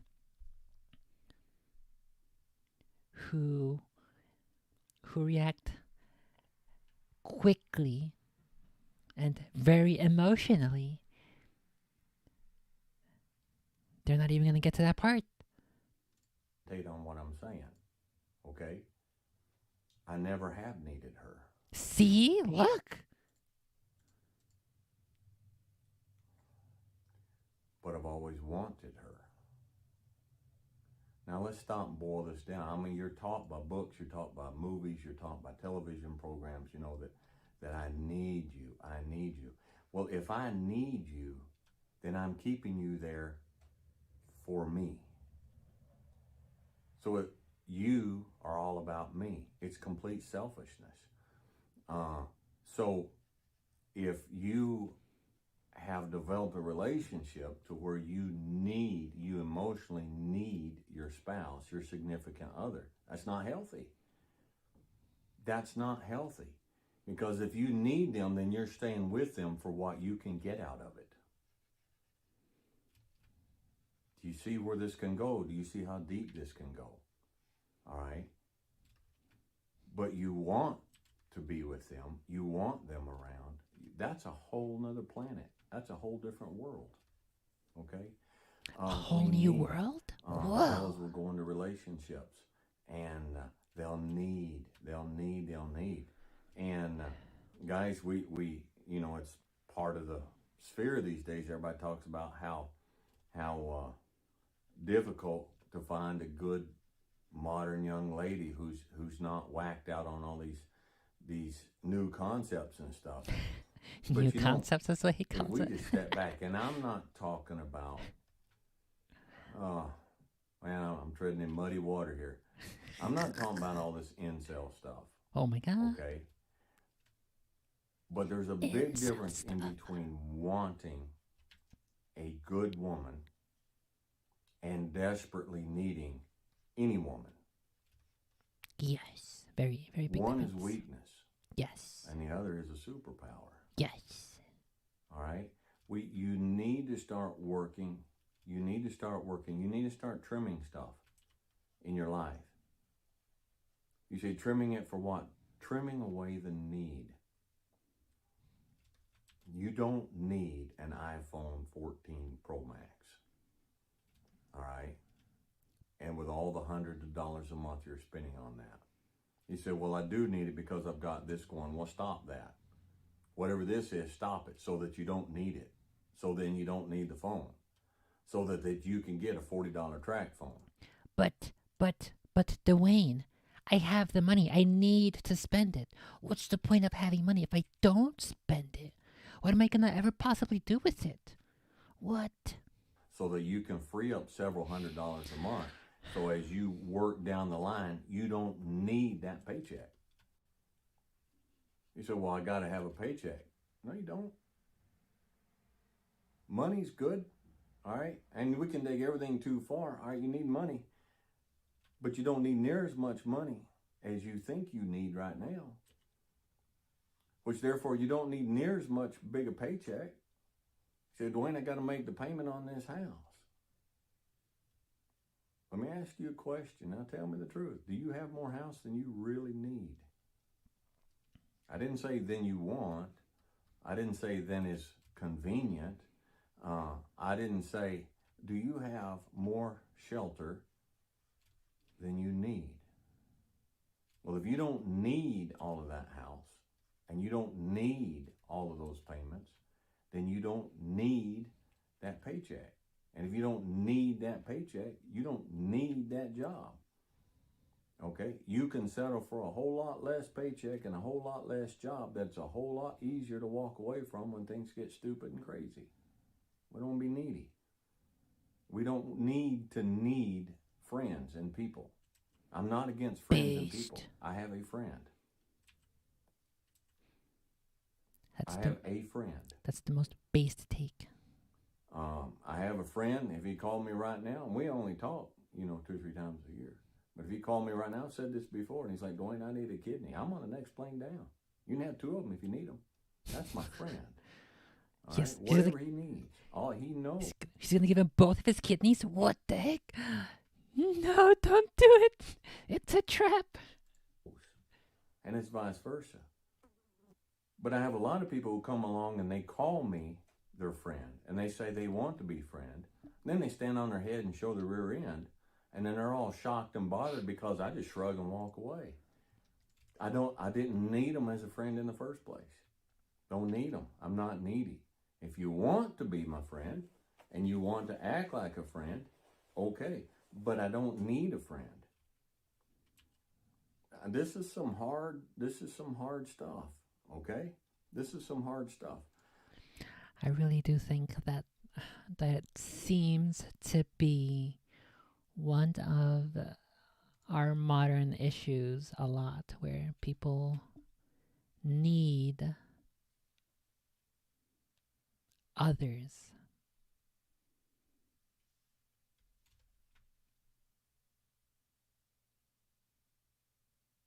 I think I'm on from both of the only 2 genders. It's sort of like that, where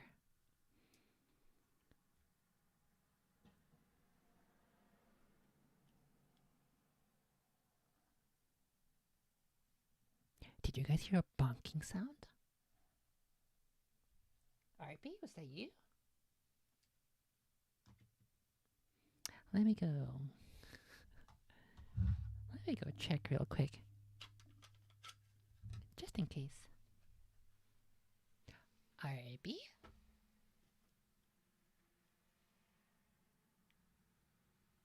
Ouchie. RP?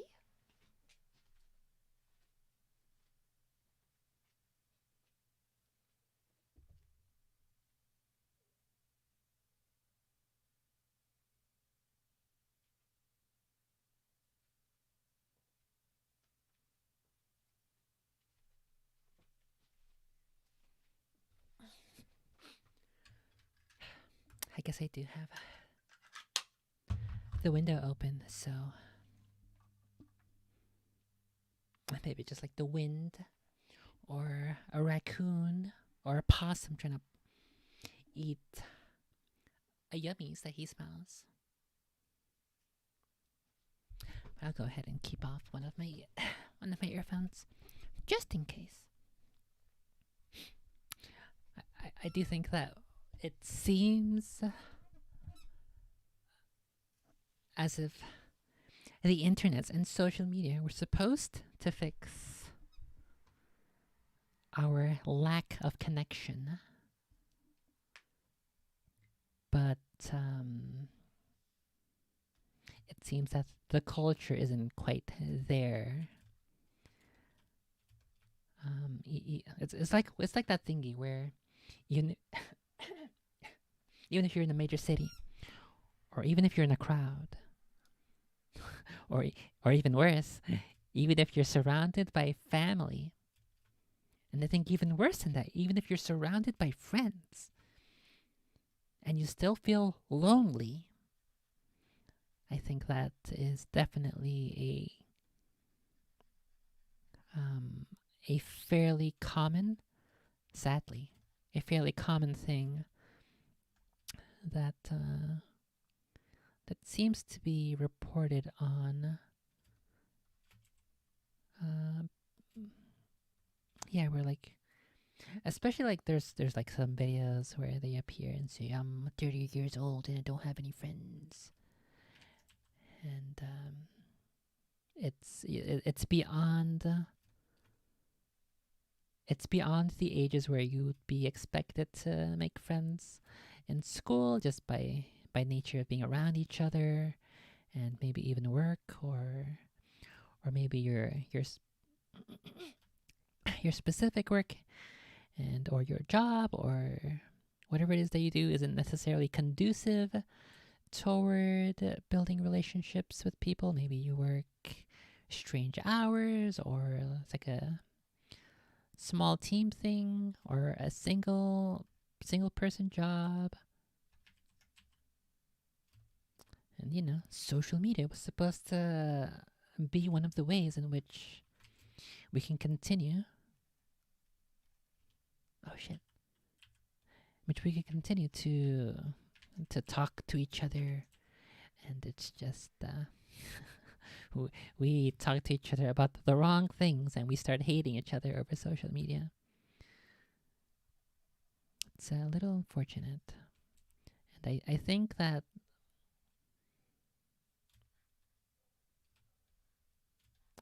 a lot of people use it as a crutch. Social media.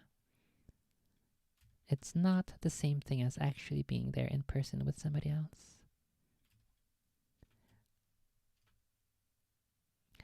That's not a bad thing, but I think most people who are basically normies are not going to get the same benefits as they would online, as they would offline. I feel like most people probably do need some offline interaction, some face-to-face interactions. Patches. And I guess I'm just like, I guess I'm lucky on two fronts. First of all, that I am an introvert pro gamer, and also I have the fortunate disposition and temperament to be okay on my own. For days, for hours, for weeks, for months. Because I have plenty of books I can definitely read. I am friends with all of those authors from ages ago who many times are better company than people who tend to be around me. Especially being one of the few smart kids in New York. It's like, fuck, dude. Imagine not having people who you can connect to. That really is one of the more depressing things, and I think that is one of the biggest key issues we are facing today. And I don't know what an individual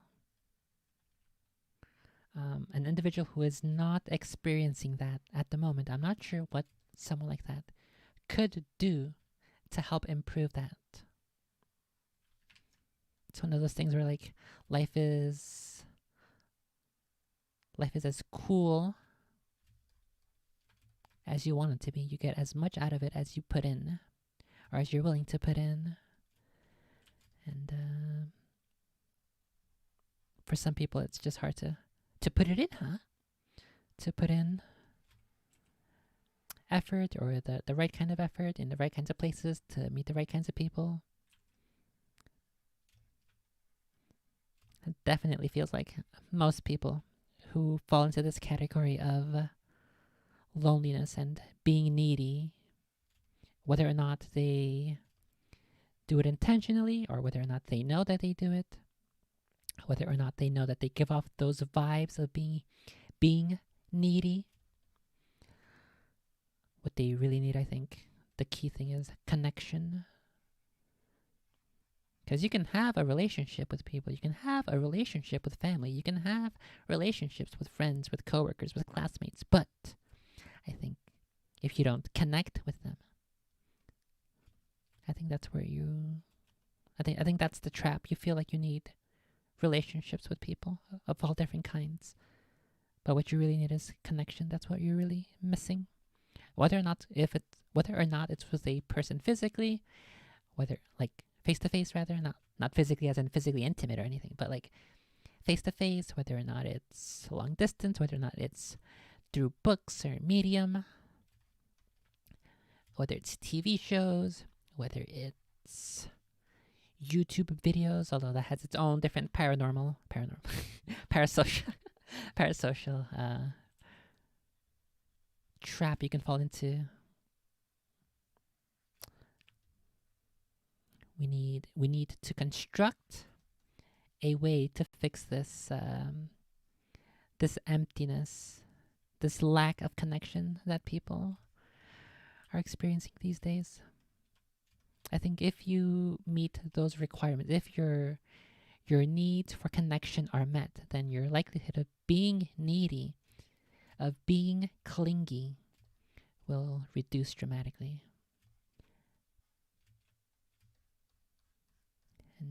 And people of different temperaments definitely need different approaches, which isn't a surprise. But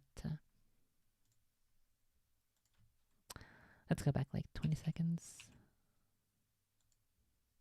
Get back to his point again. Call me their friend, and they say they want to be friend. Then they stand on their head and show the rear end, and then they're all shocked and bothered because I just shrug and walk away. I didn't need them as a friend in the first place. Don't need them. I'm not needy. If you want to be my friend and you want to act like a friend, okay, but I don't need a friend. This is some hard stuff, okay? This is some hard stuff, but I don't need. You take what's coming on here, people start panicking about if they do these mask mandates and shut down the COVID stuff. Well, if they do, obviously, our business, the school here is going to shut down. That's okay. I don't need the school. All right, the school's paying for itself, but I'm not making any money off of it. So I'm not needy. I've got myself set up. I'm not needy. Say, Dwayne, what about the YouTube channel? Do you need the YouTube channel? I don't need the YouTube channel. I'm enjoying it, and I love helping the folks that I'm helping, and I'm enjoying it. But if everybody comes down and somebody gets stupid and somebody gets mean and nasty and whatnot, I can shrug and walk away. The ability to shrug and walk away is a man's greatest ability. Yes, very true. It is a superpower. Now, it doesn't mean you walk away without... Not just the ability to walk away, but also the temperament and being okay with choosing walking away. Pain. It doesn't mean you walk away without regret. It doesn't mean that you walk away without deep sadness. It's not a lack of feeling. It's not a lack of emotion. It's not a lack of caring. It's just a lack of need. I would like to not hurt. Now think about this. Whether it be physically or emotionally, I would like to not hurt. But I don't need to not hurt. I can live with pain. Whether it's physical pain or emotional pain, I can live with pain. So I don't need to not hurt. And you don't need to not hurt. Now, we would rather not hurt. We would prefer to not hurt. We don't go looking for hurt. We don't go hoping for it. We don't go stirring it up. But if that's the price of freedom, if that's the price of stability, then you need to pay that price. Now, when I say freedom, we're rolling into the other side of the coin. Okay? We need to be unneedy. But the other side of that coin, which keeps us out of narcissism, which keeps us out of selfish indulgence, which keeps us out of hedonism, which keeps us out of that place that we don't want to go, is we need to be needed. We need to be there for those who need. There's a big difference between me needing somebody and me being available and making the sacrifices that someone who needs me. That's the problem with a lot of these modern takes on masculinity. They get the whole part down. Well, you need he's gonna talk shit about Andrew Tate again. Here we go. to not need anybody. You need to stand up here. You need to be blah, blah, blah, blah, blah. But they come to the point that they're totally living for themselves. That is the problem with most of these things, and most of these men who are on these paths today. They are completely and totally living for themselves. And what they do for you, and I'm not speaking about anybody in particular. It's just across the board, all right? What they do for you, they'll do for you because they're going to get something out of it, all right? They're going to get something out of it. So they get paid for it in one way or the other.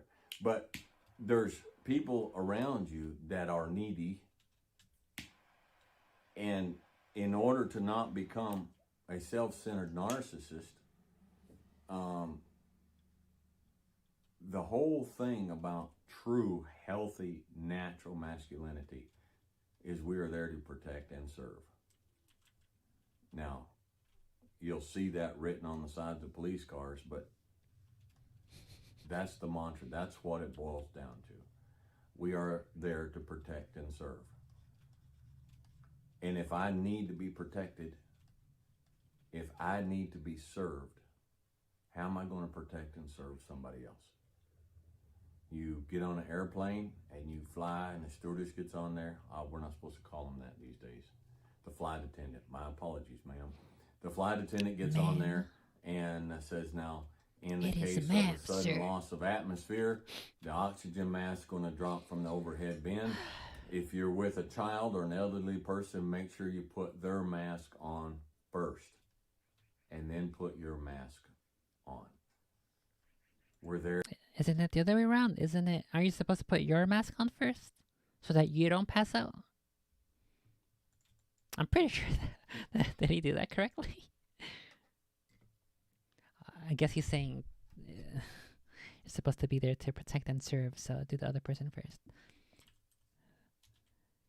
Are you supposed to put your mask on first in the plane? In the plane. So because in the event of an emergency where there is low cabin pressure and oxygen, you are likely to black out, and at that point you can't help anyone else. So if you put your own mask on first, then you can be far more helpful in assisting others, since you will be conscious. Yeah, I'm pretty sure. Did I mishear him? Is that my fault? The flight attendant gets on there and says, now, in the case of a sudden loss of atmosphere, the oxygen mask is going to drop from the overhead bin. If you're with a child or an elderly person, make sure you put their mask on first, and then put your mask on. We're there to protect and serve the weak. I guess he must have misspoke. He was thinking of two other things. He's like, yeah, you're supposed to put yours on first so that you can protect others. This is misinformation, bro. What the heck? Did somebody correct that? What time is it? It's like 16:30. Did somebody correct that? It's one of those things where like it just slips your mind. I'm pretty sure. Pretty sure he does it correctly. He just misspoke there. He skipped a sentence or something. Let me see if I put in mask. Oh, here we go. Dwayne, if you can't look after yourself, how can you be expected to look after others? On aeroplanes, it's fucking European. On aeroplanes, it's fit your own mask first before assisting others. I appreciate you, man. Love your videos. Yeah, it is definitely. Yeah, he misspoke. Good stuff, Dwayne. Always love your content. I gotta point out, but I think you got the example twisted up. Flight attendants always state to put your mask on first and then help others. The point is similar. Oh, he replied. Now that you pointed it out, you are 100% correct. I got kind of twisted up there. Yeah, see? See, he knows. He knows. It's okay. We all misspeak. But yeah, that's definitely one of the key things. You gotta be able to stand on your own 2 feet. You gotta have your own strength. You gotta have your own backbone first to be better able to help others. And that's definitely one of the key philosophical ideas I believe to be true and try to live up to. Their mask on first, and then put your mask on. We're there to protect and serve the weak. And then we'll take care of ourselves. Why? Because we're not needy. We'll take care of them first because we're not narcissistic. We're not self-centered. We're not living for us. We will take care of them first because they are needful. And then we will take care of ourselves because we are not needy. Let me wrap that up again. We will take care of them because they can't take care of themselves. They need us. And then we will take care of ourselves because we are not needy. Now that's a wide road, and it's a long road that for most it will take years to get down to find that place. But that's the direction you need to go. Now all my church brethren out there, I'm not talking about we don't need God. Don't waste your time and get on here and say, all I need is God. All you need is God. And if you just accept Jesus Christ your Savior, you don't need anything or anybody else. Stop being a fool. That's foolish talk, and you stop that. All right. Isn't there a song that says all you need is love? I'm pretty sure if all you go for is love, you're gonna die of starvation and thirst. Same thing here. Same basic principle. I'm sick and tired of that foolish talk on this channel. If that were the truth, then the God of the Bible would not tell the people of the church to help the needy and to help each other. He would say, shut up and sit down. You got me and I'll take care of it. So stop with the stupidness. Based. Right? Just don't. You're making me a little scratchy. All right? And you're not helping anybody. Okay? Fellas, this whole masculine thing, how is it that we become masculine without becoming toxic? We quietly, self-assuredly take care of ourselves. And we humbly, graciously, gently take care of those around us who need to be taken care of. And if you can find that balance and get around that, you'll be ahead of most. Okay? You'll be ahead of most. All right. What do we got going here? Got me a good cigar today. Patron 1964 anniversary. One of the students last week brought me a handful of these. These are really good cigars. There's a bundle of these that stays in my humidor. They don't get smoked all the time because they're kept for really good occasions. But I was in the mood today for a really good cigar, so I pulled one of these out.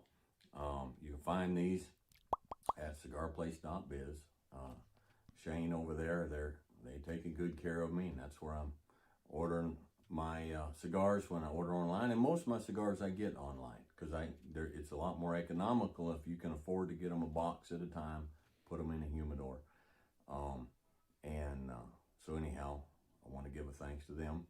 And I thank you guys for your patience and for sticking around and patiently waiting for another video. And if you have stuck around and listened through this one all the way through, then I thank you for that. And I hope there was a little something there that encouraged you and that helped you. And I hope you gained just a little bit of freedom today, a little bit of direction. All right. Wish you guys all the best. Be logical, be reasonable, be safe, and have fun. And we'll catch you guys next time.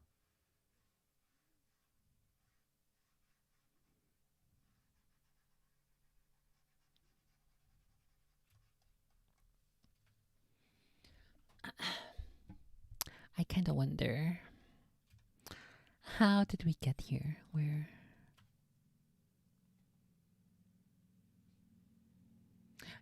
I guess I haven't really looked. Jesus Christ, that guy's so loud. Haven't really looked into whether or not it is mostly a modern phenomena of these clingy men, but I'm pretty sure if I go back and look, there's always been clingy people, even before the internet and even before people. Wait, does this go here? Oh, I see. I missed this part here. Do that.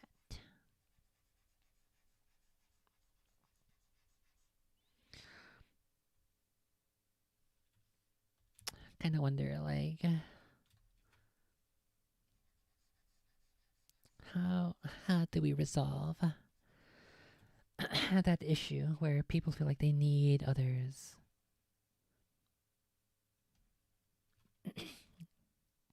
What the heck? Is my throat so fucked?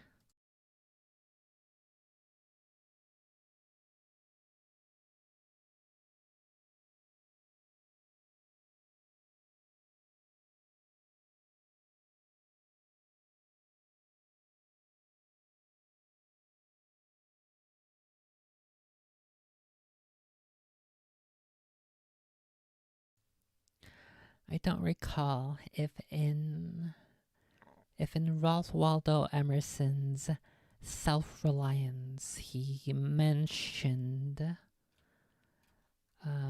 other parties, other people. From what I recall, he went out into a cabin in the woods for a period of time, and he did his own thingy out there, and that's what helped him write and figure out what was necessary in his self-reliance essay. And I wonder, is that not something we teach anymore? Do people just not get there, or do we need to start?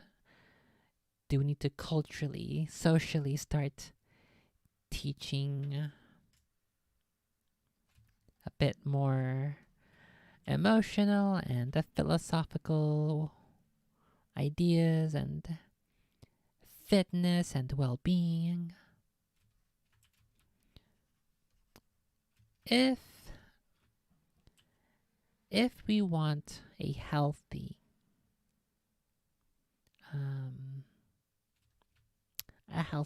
society, it would make sense now that we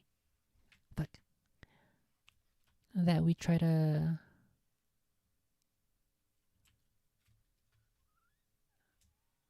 teach people in multiple ways how to be what the heck, how to be adults, how to be reasonable, how to manage their emotions, their mental state, how to, I don't know, pay taxes.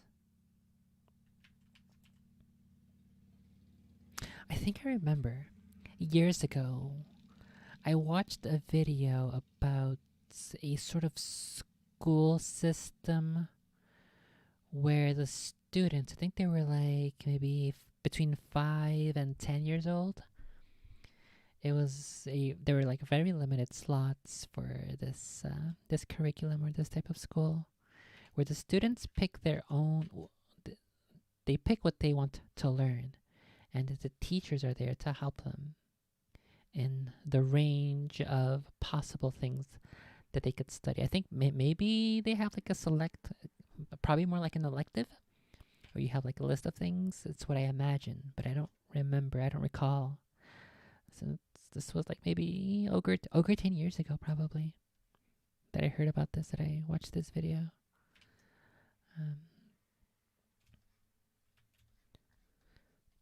I'm definitely of the mindset that it would be super duper good if we had like some sort of even basic philosophy courses, or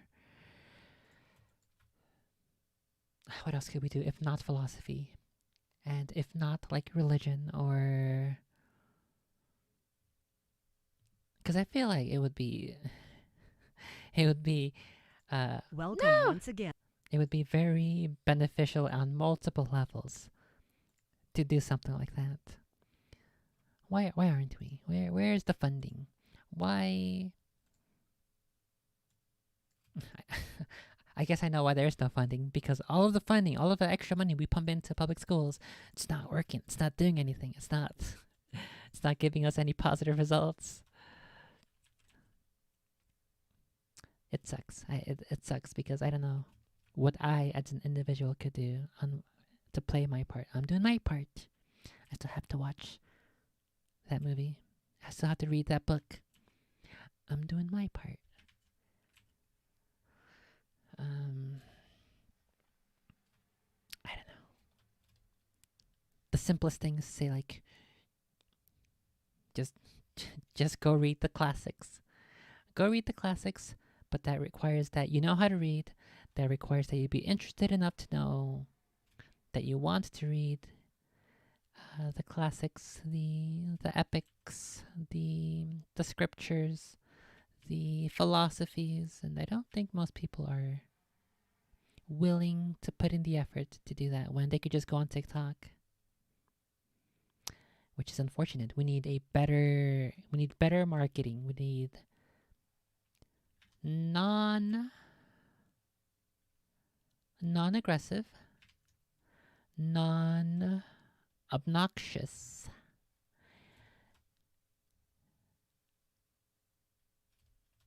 marketing for, I don't know, we need to construct a term for it, because it includes like life knowledge and wisdom and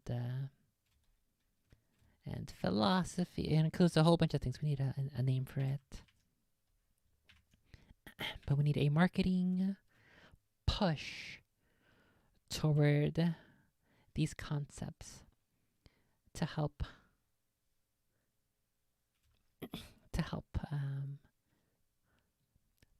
push forth ideas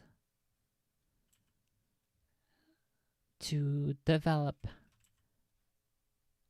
healthier mindsets, healthier growth, healthier beliefs, healthier culture, healthier everything. But that's not particularly sexy, or it's not particularly TikTok friendly, because you gotta be 20 seconds or less. And you can't really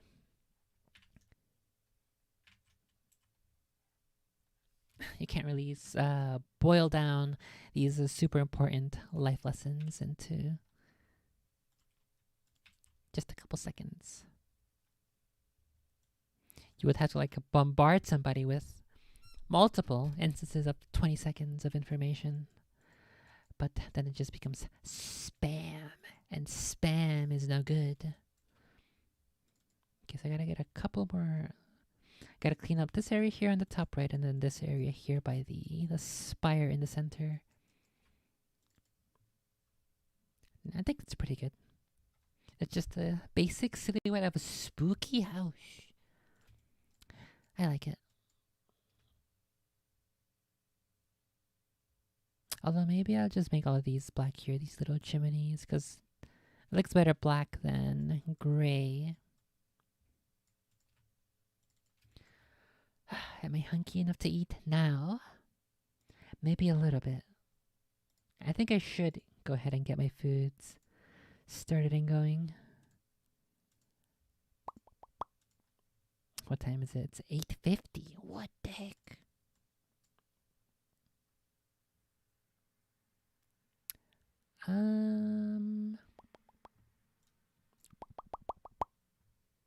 Okay, I'm gonna go get my foods. I'm gonna go ahead play some musics. But first, if you're enjoying the stream, if you're chilling, if you're having fun, if you're relaxed and comfy, if you hear something cool that you like, don't forget that you can support my works and support the show. in a number of ways. If you tip $3 or more, you will get a pretty cool alert. Kind of like this one here. Wait.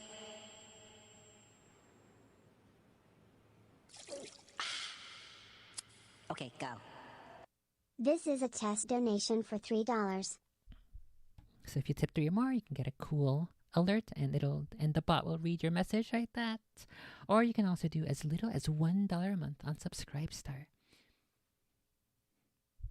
It's only a little bit, but it means a bunch, because it'll help me get some life-changing surgeries, and then I can do so much more content, and I can get a 3D printer, and I can do cosplays. That'd be so cool. So I greatly appreciate any of your support. And I will be right back.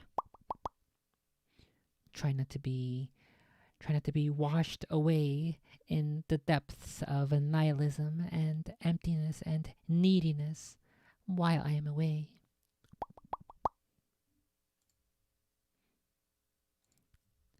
And if you see any spooky Ilamouse, let me know. Don't make a girl a promise.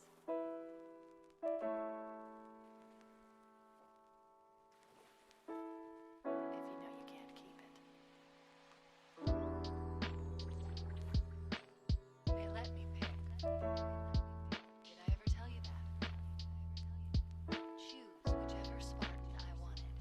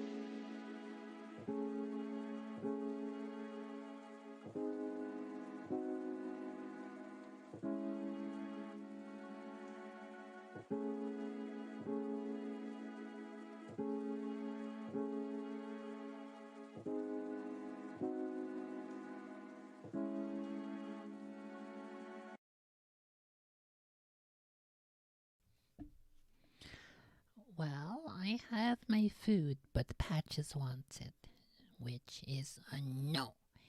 No, I literally gave you food like 2 hours ago. Get the fuck off my desk.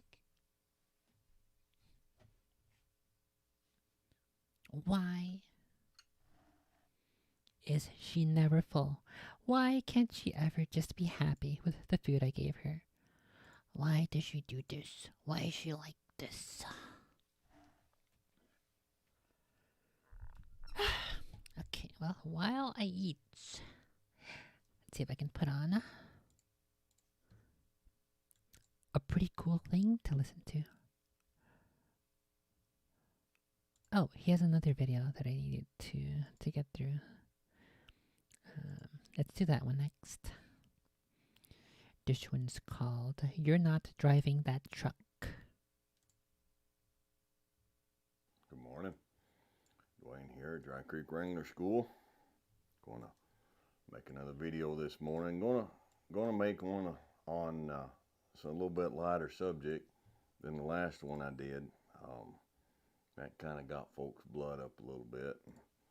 But if I did what I set out to do and kind of gave pause to somebody and let them stop and think for a minute, then that was okay. The focus that we do here on the school on horsemanship is communication. In fact, the very first class that we have on the very first day of school is a class on, smoke's coming in there, isn't it? Is a class on communication, understanding the instinct of the horse, and how to start building communication with the horse.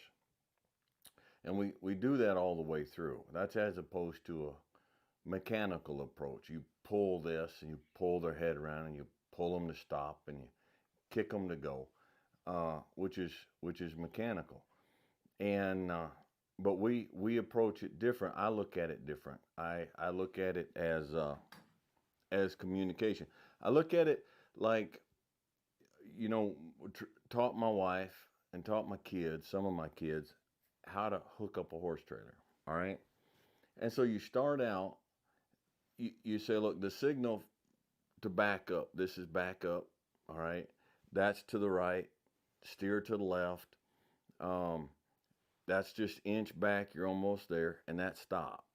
All right. Well, so you teach them the signals. And then when you first start out, your signals are way out here. No, to the left, to the left, to the left. No, you got to steer more to the right. Come on back. No, stop, stop, stop, stop. Don't run over me. And they get frustrated or they get a little intimidated. You're like, it's okay. Just pull forward, start over. All right, now follow me here. Now, over time, my boys, my wife, all of them, it's just like, come on back. And they just roll back a little bit to the right, a little to the left, inch, inch, inch, stop. We got it. We're good. All right.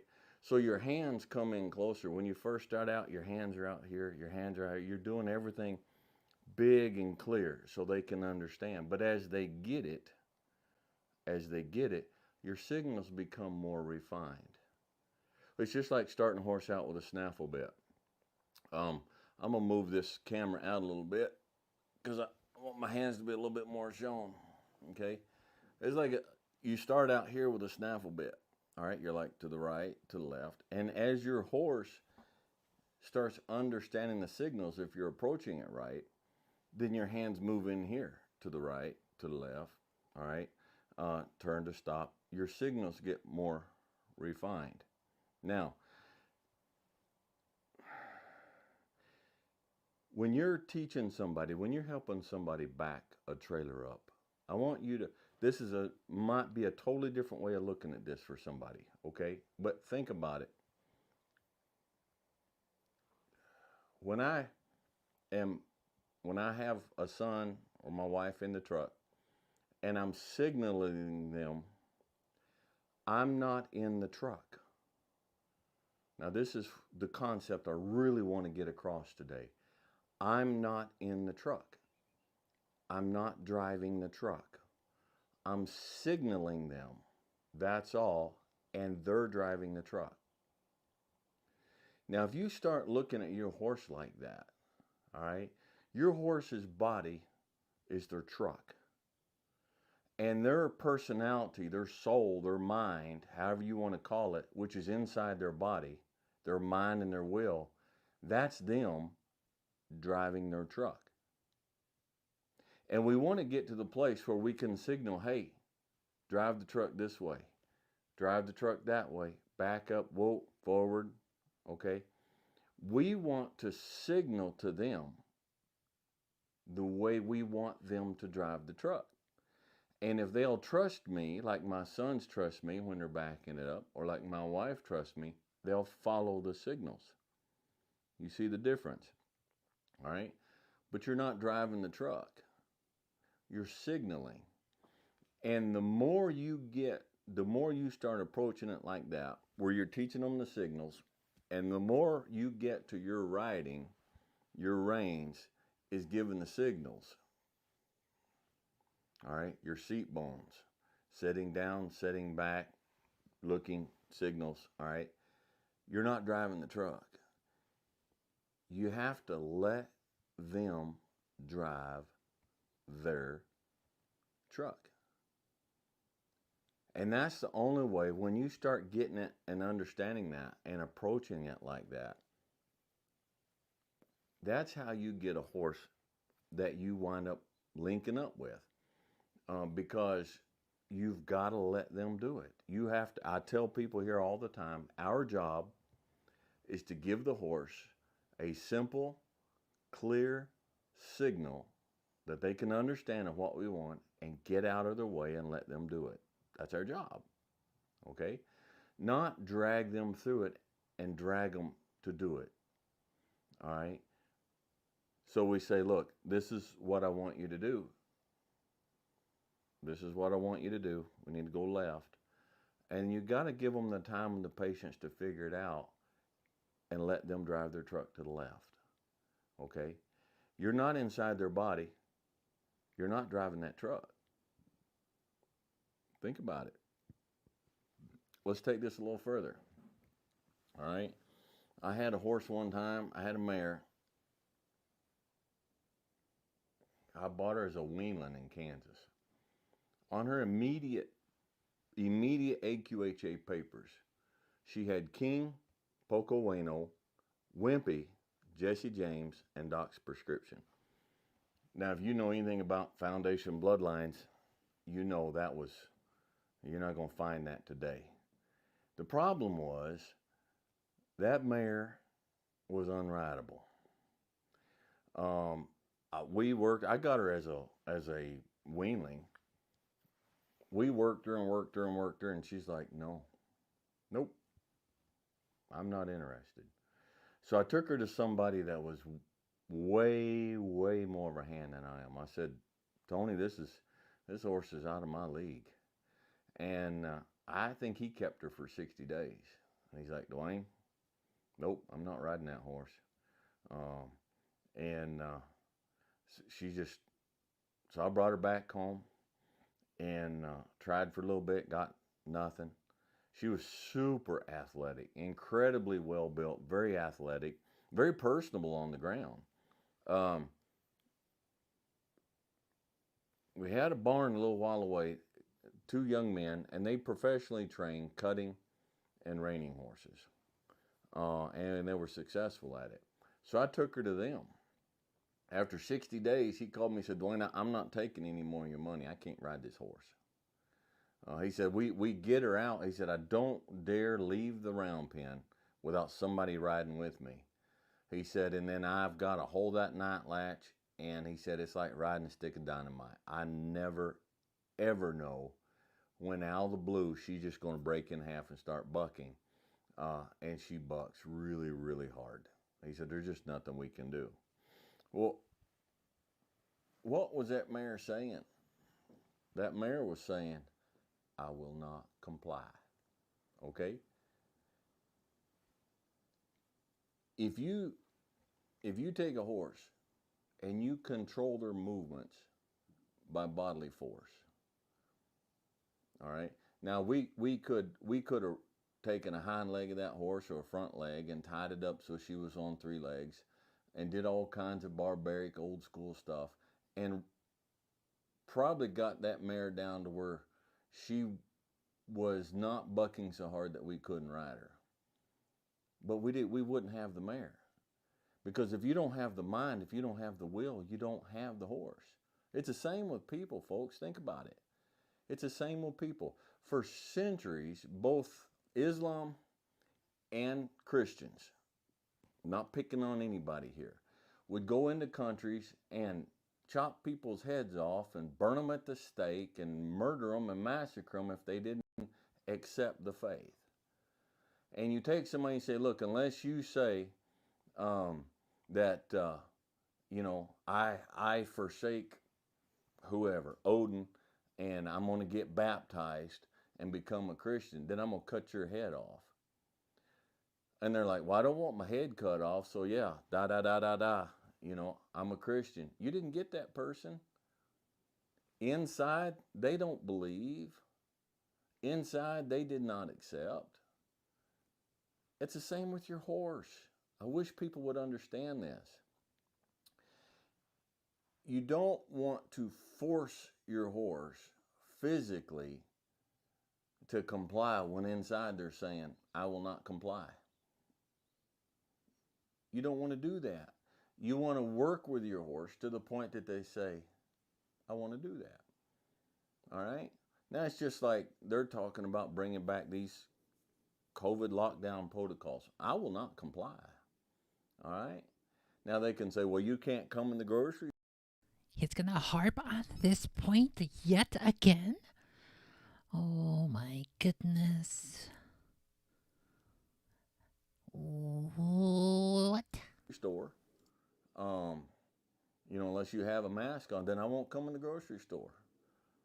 All right, I'll order everything from Amazon. I'll call you guys and you offer the service anyhow. I'll make you run around the store and get my groceries and bring them out to my truck. But I will not comply. You understand?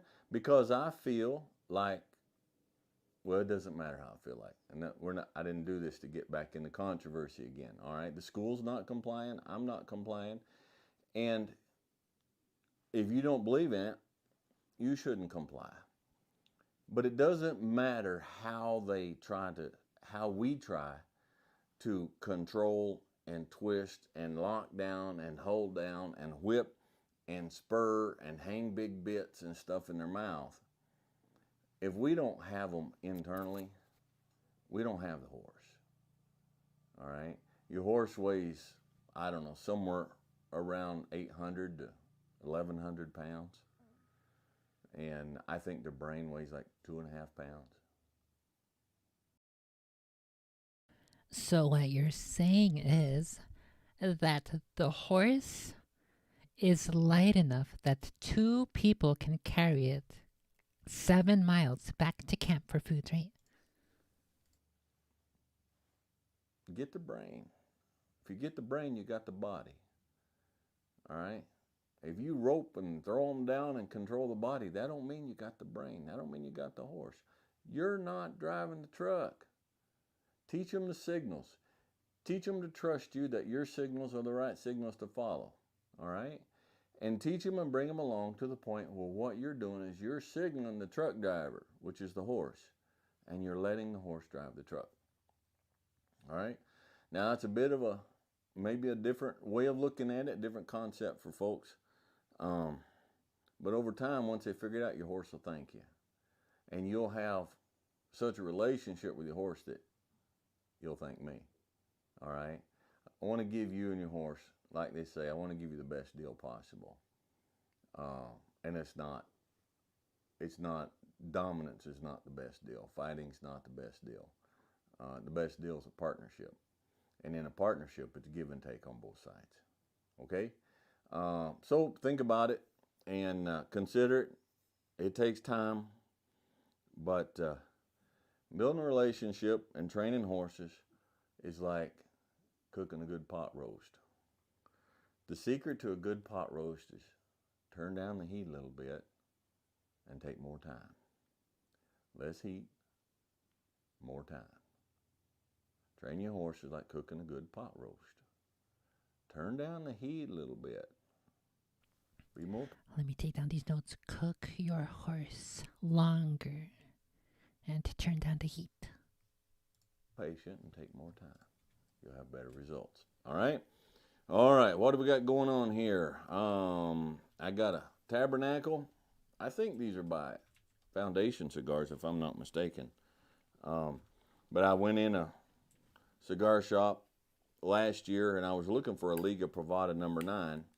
And I don't know if they didn't have any at the time or what, but he suggested I try one of these, and I did it, and I like it.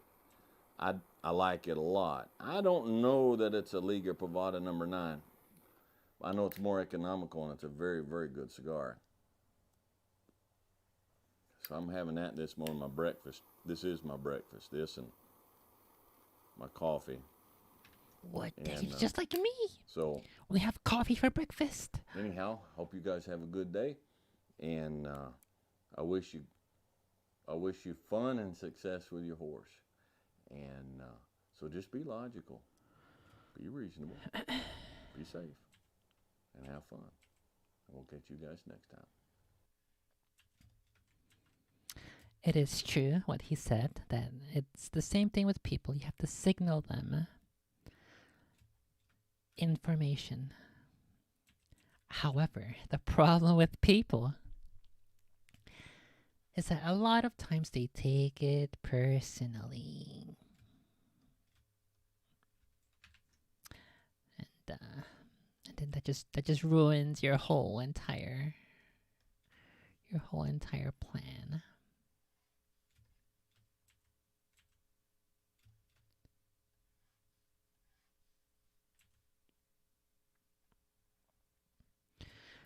Does it make sense to take things like that personally? Signals, social signals, and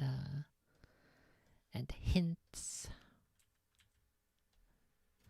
If somebody were to gift you, I don't know, like shampoo or toothpastes, is that a signal? Do you take that personally if they give you a shampoos or a toothpaste, a teeth pastes? Or what if somebody gifts you coffee? Are they trying to call you lazy? Is that what they're trying to imply? The implication is that you're lazy, so you need coffees? Sus. Really makes you think, huh? That doesn't go there. Oh no, it's a curved line. Doesn't look like it's that curved.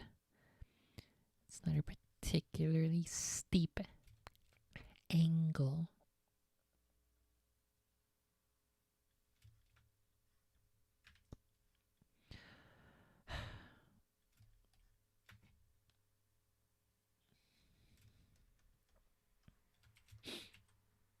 It kind of feels like that topic about letting teaching the horse that what you want them to do is the right thing and the correct thing, and to let them and to get them to learn to trust you. Also sounds like a similar concept people either would or should do for teaching kids. It's like, you gotta trust me, bro. I know what's good for you.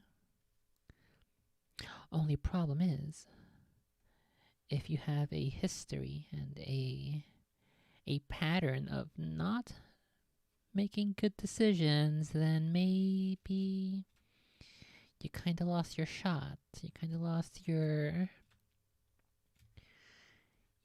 aura of authority. Feels bad.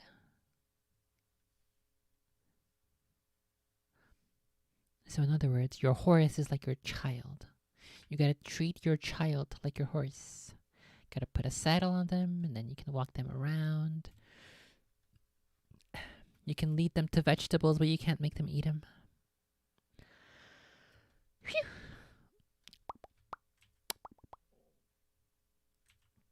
Also, I noticed a couple weeks ago, like 2 weeks ago or something, I checked on YouTube if I was unsubscribed to Sasquatch Chronicles because I haven't seen any videos and any new episodes. Spooky, but no, I have not been unsubscribed. I am still perfectly healthily subscribed to Sasquatch Chronicles, but there's no new episodes on YouTube, at least. I think I checked the website and there are new episodes, I think. I don't know if like maybe he needs an editor to upload them on YouTube, or I don't know, maybe he just needs more traffic on the website to generate ads to help pay for the domain and the web hosting. Maybe I'll send him over an email, say I'll upload your stuff for you. I'll set up a schedule. Cause I've been wondering what's new in the Big Feets world, and there's nothing. There's no new episodes. I was like so sad. I want some more Big Feet stories. Especially now that I'm working on my art over here where it has a little Big Feet sign. A little Big Feet sign.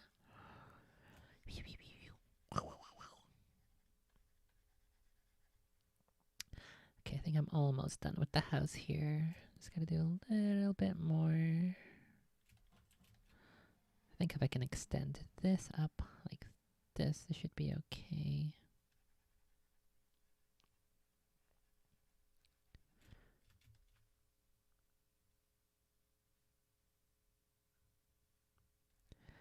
And then if I just get this roof angled properly, like this should be not too bad.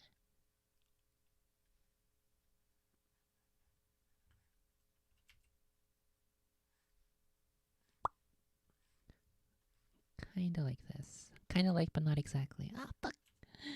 I pressed the wrong button! Kinda like this, but not exactly. Oh, wait. I still gotta do... Gotta convert this color. Wrong color!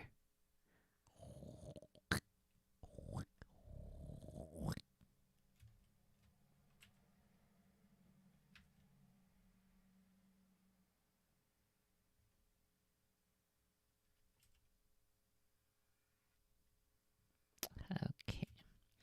That part. Oh, wait. I forgot the stairs.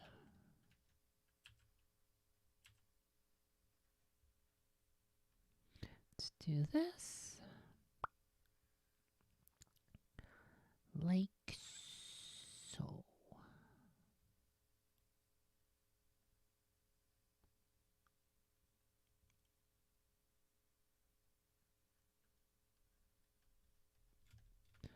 Okay, and then the very last couple thingies I gotta touch up. I think I need this window over here. Let's go have a look at the reference. Oh, there's not even a thing here. I think we can leave that then. That's okay. That is not a biggie. Not a biggie deal.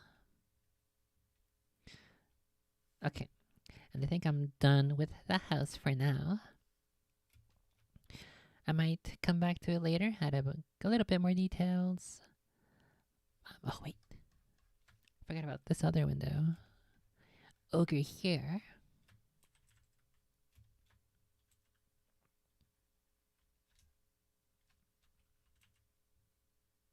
Fuck.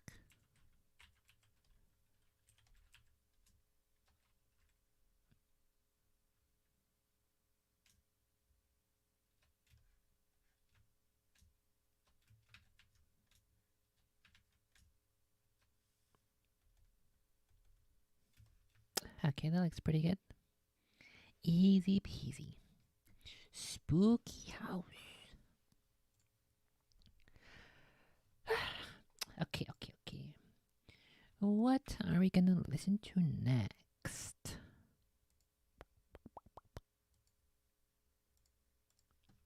Oh yeah, let me go check the big feats.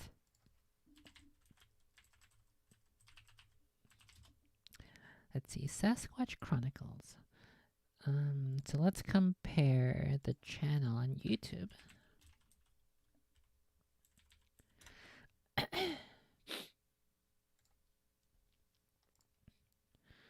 So there haven't been any posts on the Sasquatch Chronicles channel, nor on the Lestrade channel. And I guess the fact that I'm subscribed to both and have seen no activity from either of them regarding the big feats is what kind of alerted me eventually toward the fact that there's no new uploads. So on Lestrade, the most recent Big Feats episode was 2 months ago, and then on Sasquatch Chronicles, the most recent upload was 1 month ago. Episode 824 was the most recent full episode, and then 825 was a Patreon members only episode preview.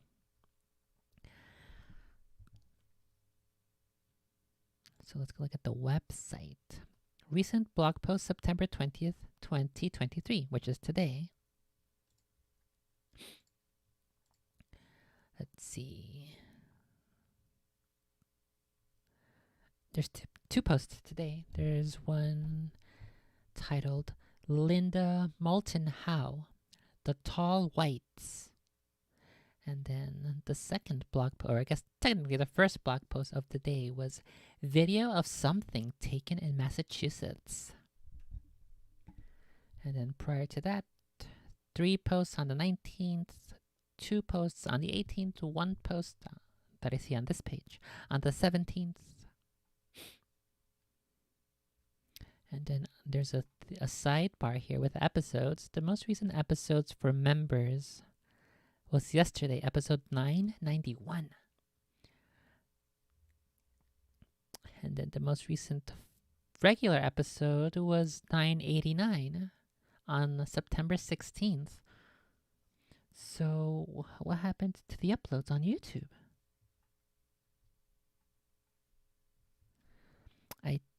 I think I looked for a possible answer. What can I... We're looking at the FAQ right now. What can I access on the site without a subscription? What do I gain? What do I gain with a paid member subscription?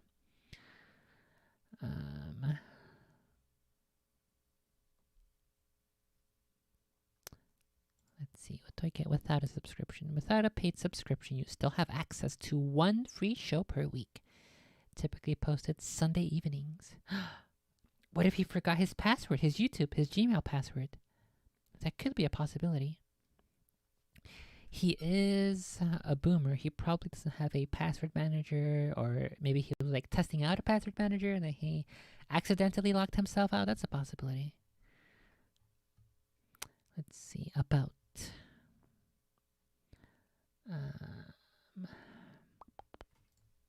Control F YouTube.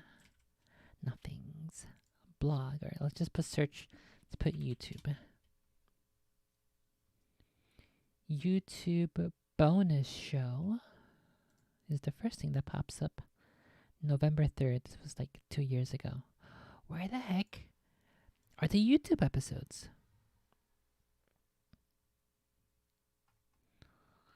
I'm so sad.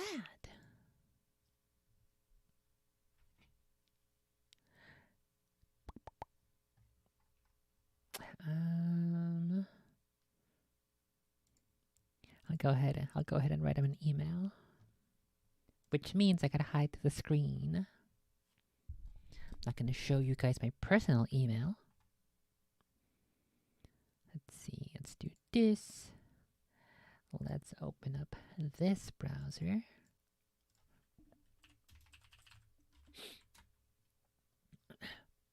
Or actually, hang on, before I do that, let me see. Let's go check the most recent upload on the YouTube channel, see if anybody else says anything. Channels, is there any post on community? No. Anything in the about page? Nothing regarding the absence. Shoot it to talk. Okay, so this one is comments are turned off? Okay, so this is the comments are turned off only on the members episode preview. So I guess if you want to comment on it, you're gonna have to subscribe. But then on the most recent full free episode, comments are open.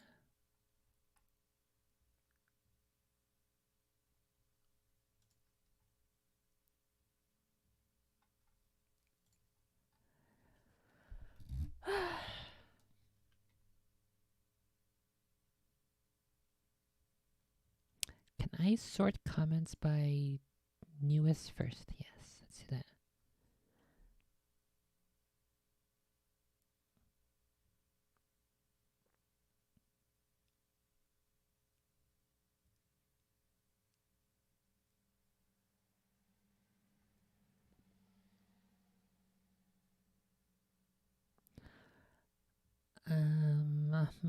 Nobody here in the latest comments is wondering why the uploads stopped. It's just about the contents of the episode itself.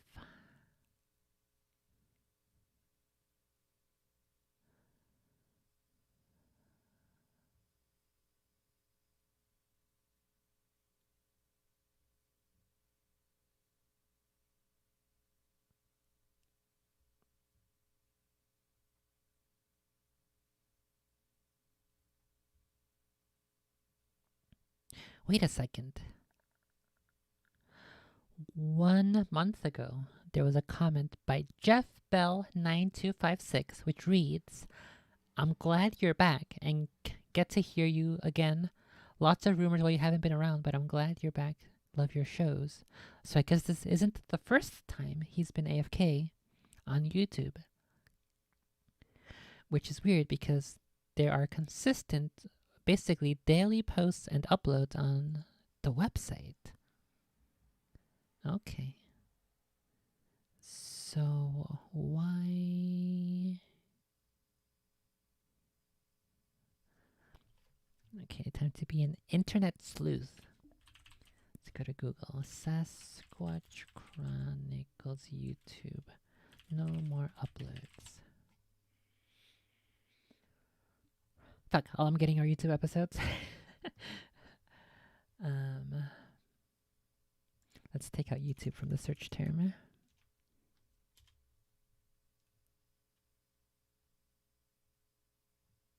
There's nothing. What the heck?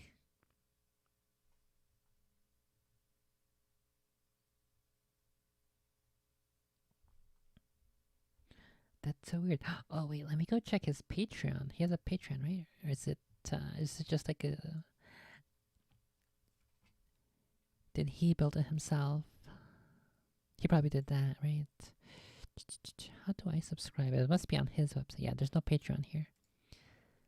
Members. Where's the member page? Where's the join page? Here we go. Join now.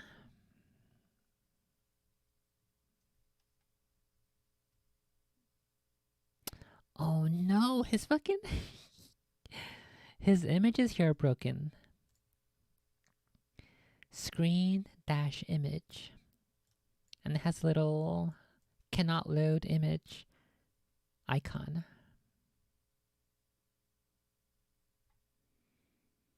Okay, so I guess he runs his membership, his paid membership subscription stuff himself. Huh. Okay, well, I mean, it's a little spooky. I'm not sure why the YouTube uploads have stopped.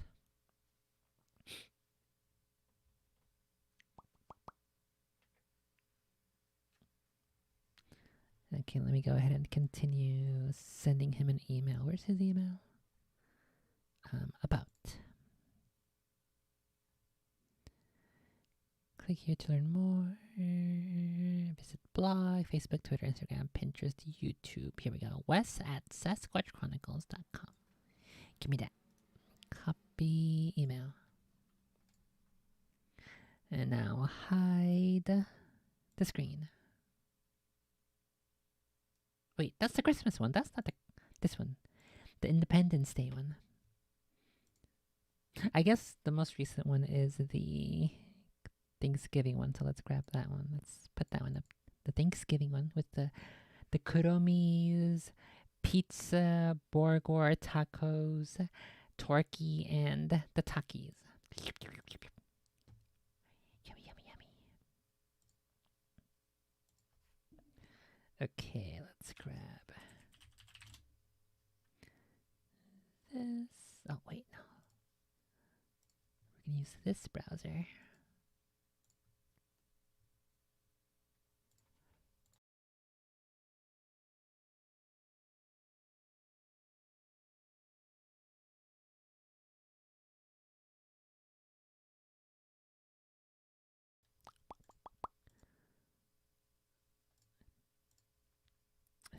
Okay, let's do that and that.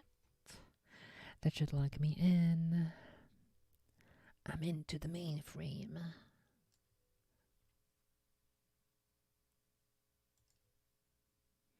What the heck?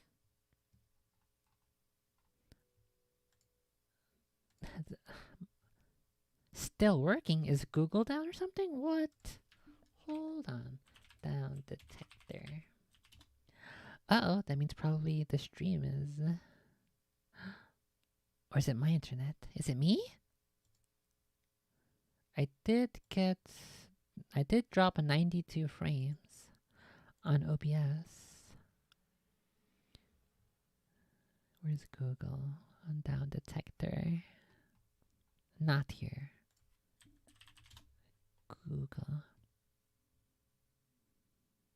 Google and Gmail are getting a couple of spikes.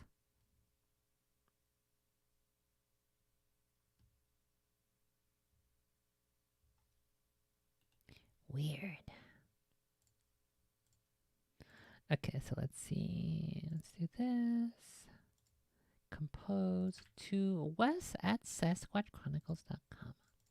Subject: YouTube uploads. Hello, Wes. I am a Bigfoot fan of the show, and I have been missing your uploads on, or I have noticed that your channel has not been uploading new episodes. Why did it show episodes autocomplete, and then I pressed enter and it didn't autocomplete? It just skipped to the next line. What the heck? Literally off yourself, Google. Okay. I'm a big fan of the show, and I have noticed that your channel has not been uploading new episodes to YouTube.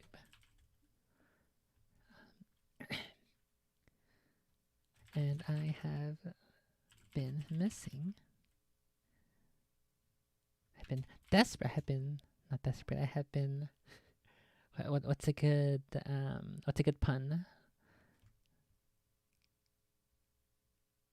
What do big feet do? They bonk. They throw rocks. They have night vision. Their eyes glow. They leave footprints. Oh, I got it. I'm a big fan of the show, and I have noticed that your channel has not been uploading new episodes to YouTube. And the hair on the back of my neck has alerted me to the fact that I have been missing your content.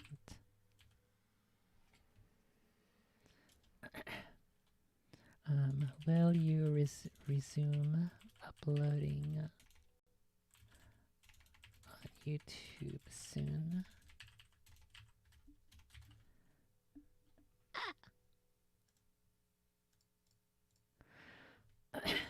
Will you resume uploads on YouTube soon?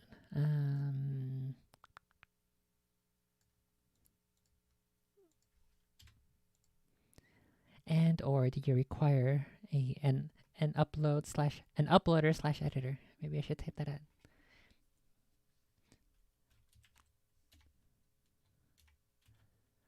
Do you require an uploader / editor to manage uploads on the channel? And then we'll do best.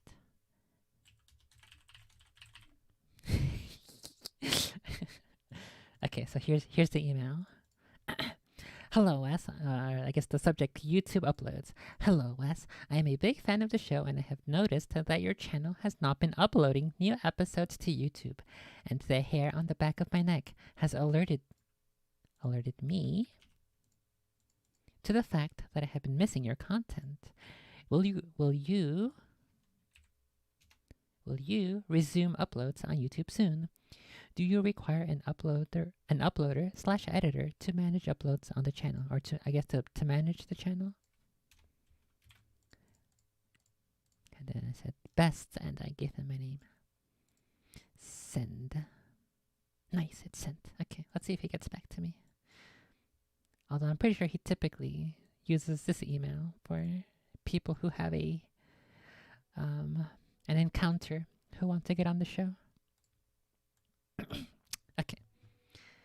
Hopefully the mystery will be resolved soon.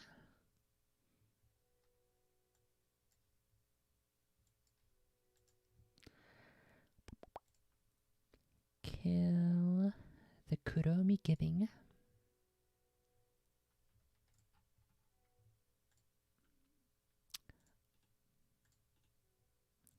Okay. I guess we'll go ahead and listen to one of these episodes here on the website.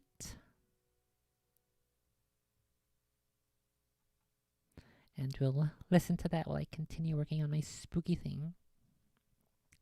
My spooky Kuromi's Halloween Spooky House. Who would be dressed in a gorilla suit? Episode 987. Episode 983. Like it was running on the escalator.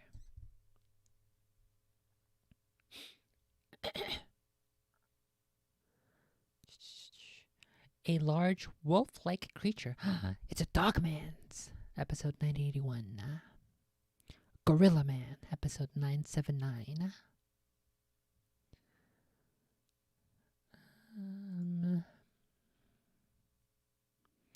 Behind my parents' house. 971. Danger Close. 96. Okay, we gotta do 969, right? We have to.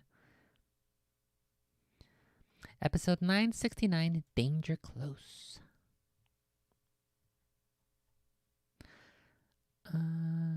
Should I read?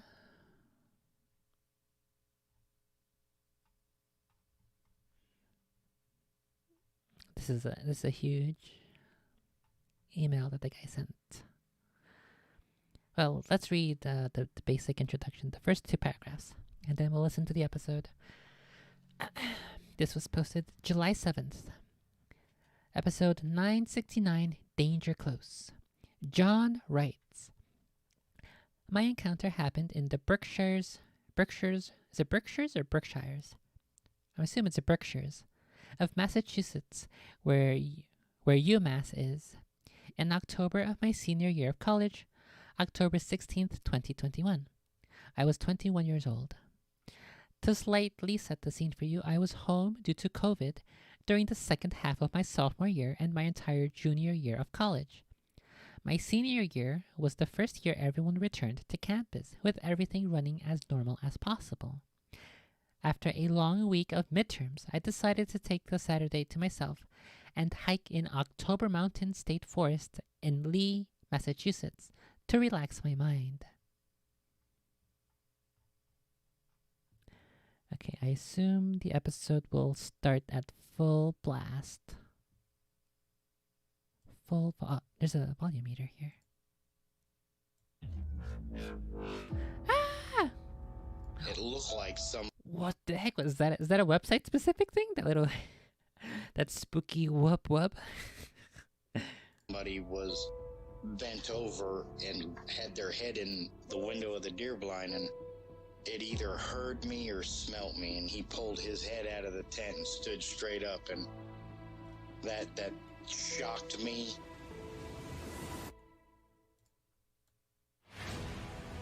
They don't make people that big. The way it moved, almost as if it was gliding across the beach. I've never seen anything move like that in my life. Screaming at each other in gibberish. It sounded like a language, and they were chuntering away, back and forwards, back and forwards, back and forwards. I know what a bear looks like, and there is no way on this planet that what I saw were bears.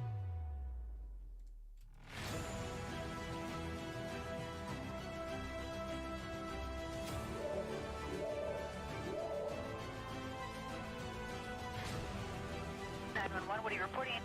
Jesus Christ, you better... Turn! Zia! Hello? Get somebody out here. What's going on now, sir? That son of a bitch is about 6'9", I don't know. Do you see him now, sir? Yes, I'm looking right at him. Uh-oh. This is BMX Hall of Famer Gork from Tulsa, Oklahoma, and you are listening to the most killer podcast on the planet, Sasquatch Chronicles.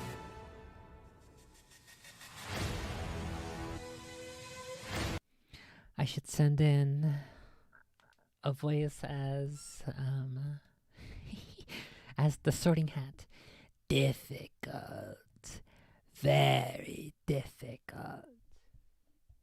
This is the sorting hat of Hogwarts School of Witchcraft and Wizardry, and you are trying to find the big feats.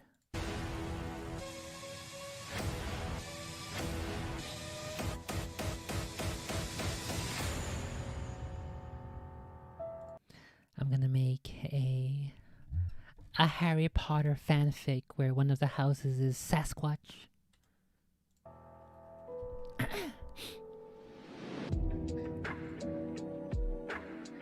Hope I don't get copy strike for these musics he's picking. That would suck.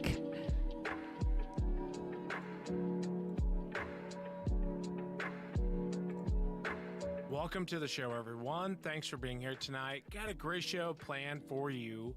We'll be chatting with John. And John comes to us from Massachusetts. And back in 2021, he was out hiking and he ran into one of these creatures. Not only one, but several of them.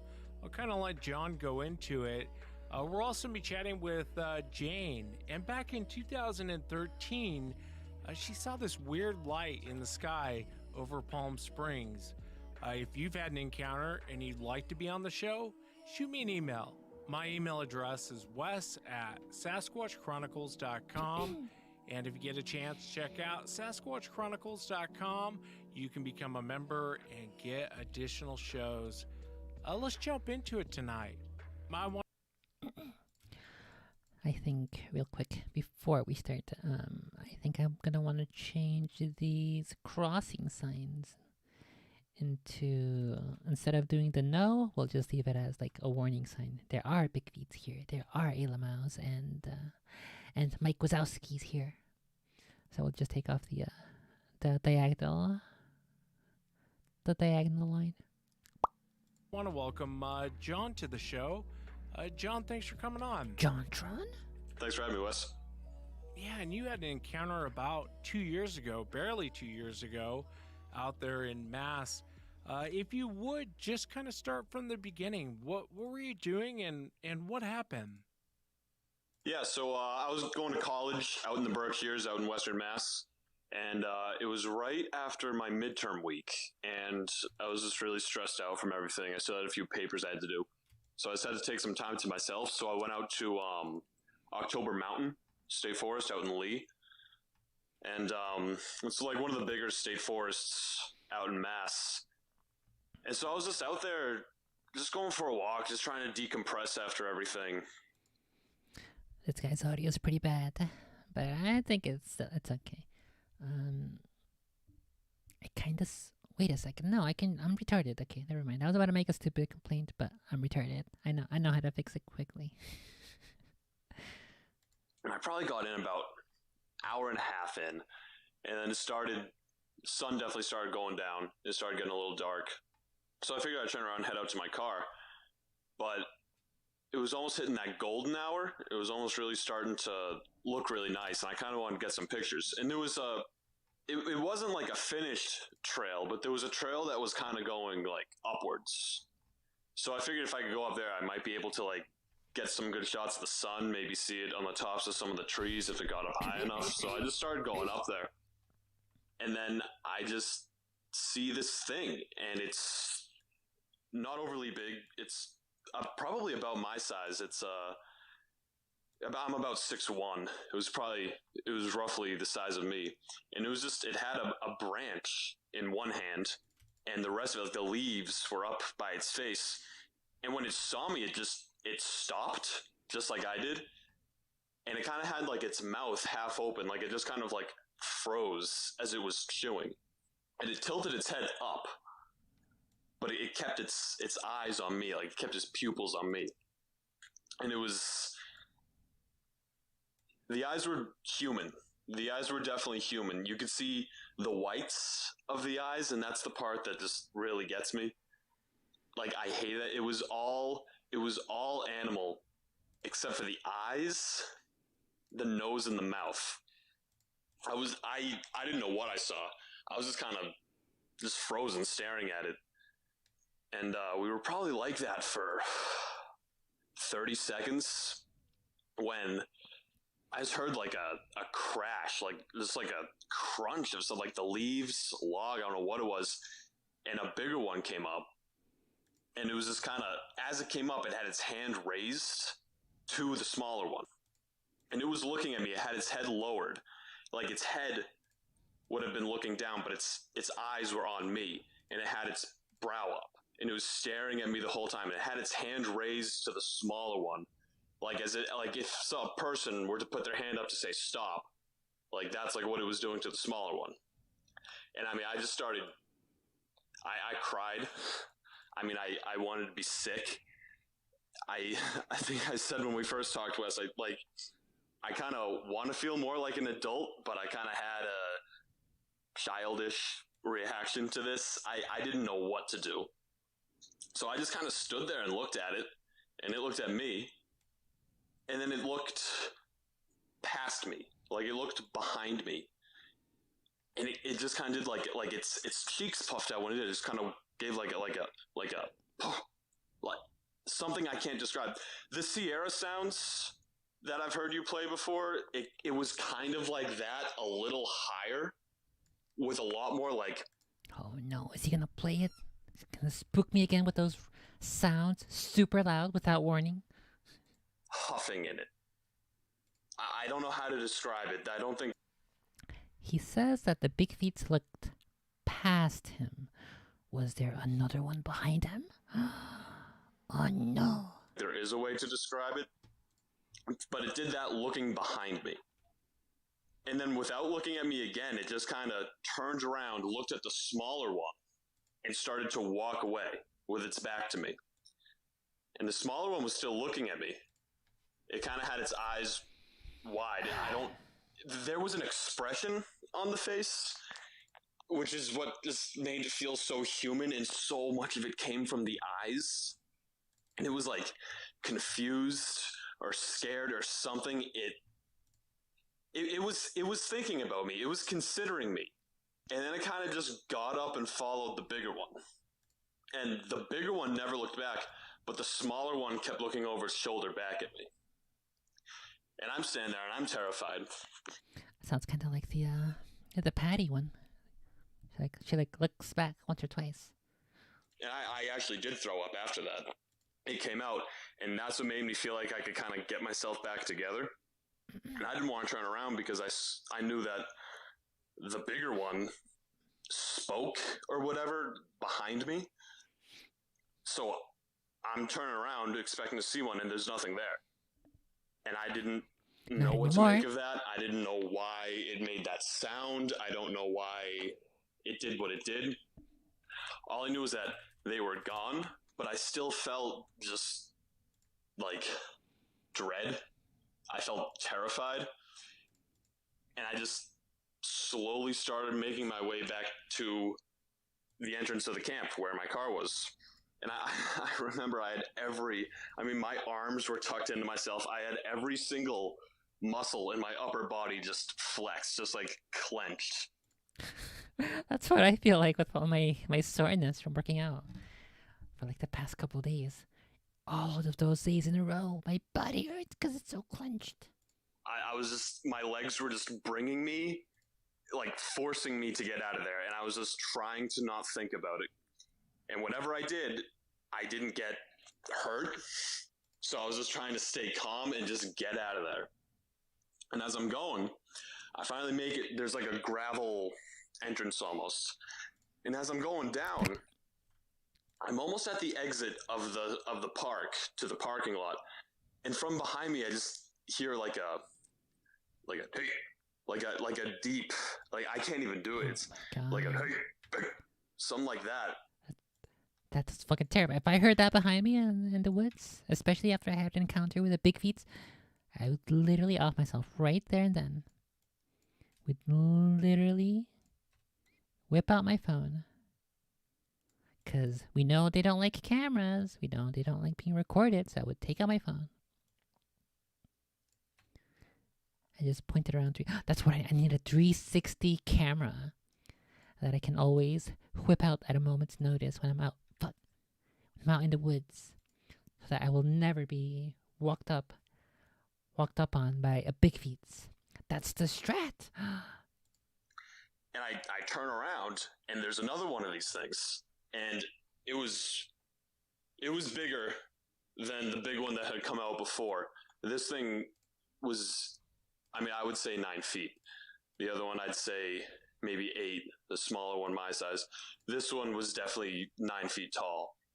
And he was behind a rock. And I could see his foot. You could see one of his foot and the bottom of his leg coming out from behind the rock. And I could see from his chest up. And he had, I'm assuming he was a male.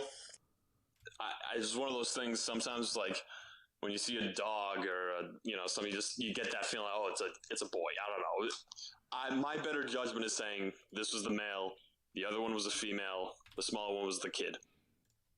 And the male was just, he made his noise, and I looked back at him, and he was staring at me. And there was no expression on his face, but his eyebrows were raised, and his eyes were open up wide. They were like popping out of his head. His mouth, he didn't look mad. He didn't look angry. He wanted me to know that he was there and he was watching me. Because I didn't know that he was even following me. I didn't feel like I was being paced or paralleled. As I almost made it out of the park, he called out and he stared at me. And I turned around, and I'm more terrified than I was before. This time I felt like I was in danger. Like, this time I felt threatened. But I just did what I did before, and I just turned around. I wanted to be sick, but I couldn't bring myself to do it because I didn't want to piss it off or whatever. So I turned around and I started walking back, and I knew it was looking at me. And He didn't want to piss it off. He didn't want the big feet to think that him throwing up was a projectile weapon. What? I turn around, and it's just still there doing the same thing. And the male is what... That one just... That was like a terror I've never felt before. That was dark. I don't even like thinking about it right now. My heart's starting to pound. So I make it back to the car, and the entire drive home I had my hand over my mouth, and I was just, I don't know why, I was just flexing every muscle in my body, and it was just making me feel better for some reason. And I got home, my friends invited me out, I couldn't, I just stayed home. I put an extra blanket up over the window of my apartment, because I didn't know if they followed me home. I didn't know what it was. I thought I was losing my mind, but it was terrifying. Yeah, that's very terrifying.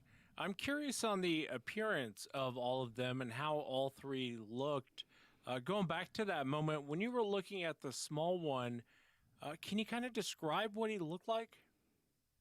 Yeah, so when I came up, I saw there was this, it was hairy, it was black.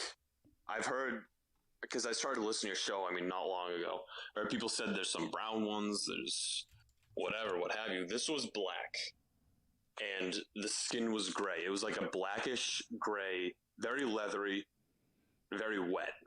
And the nose was wide and flat. And the way he had his mouth open, I couldn't see his teeth. Like his lip, it was like as if he was in the middle of chewing and stopped. And he was just looking at me, and he tilted his head up. The head was conical. There was no hair on his hands where he was holding the branch. And he just froze in the same way I did.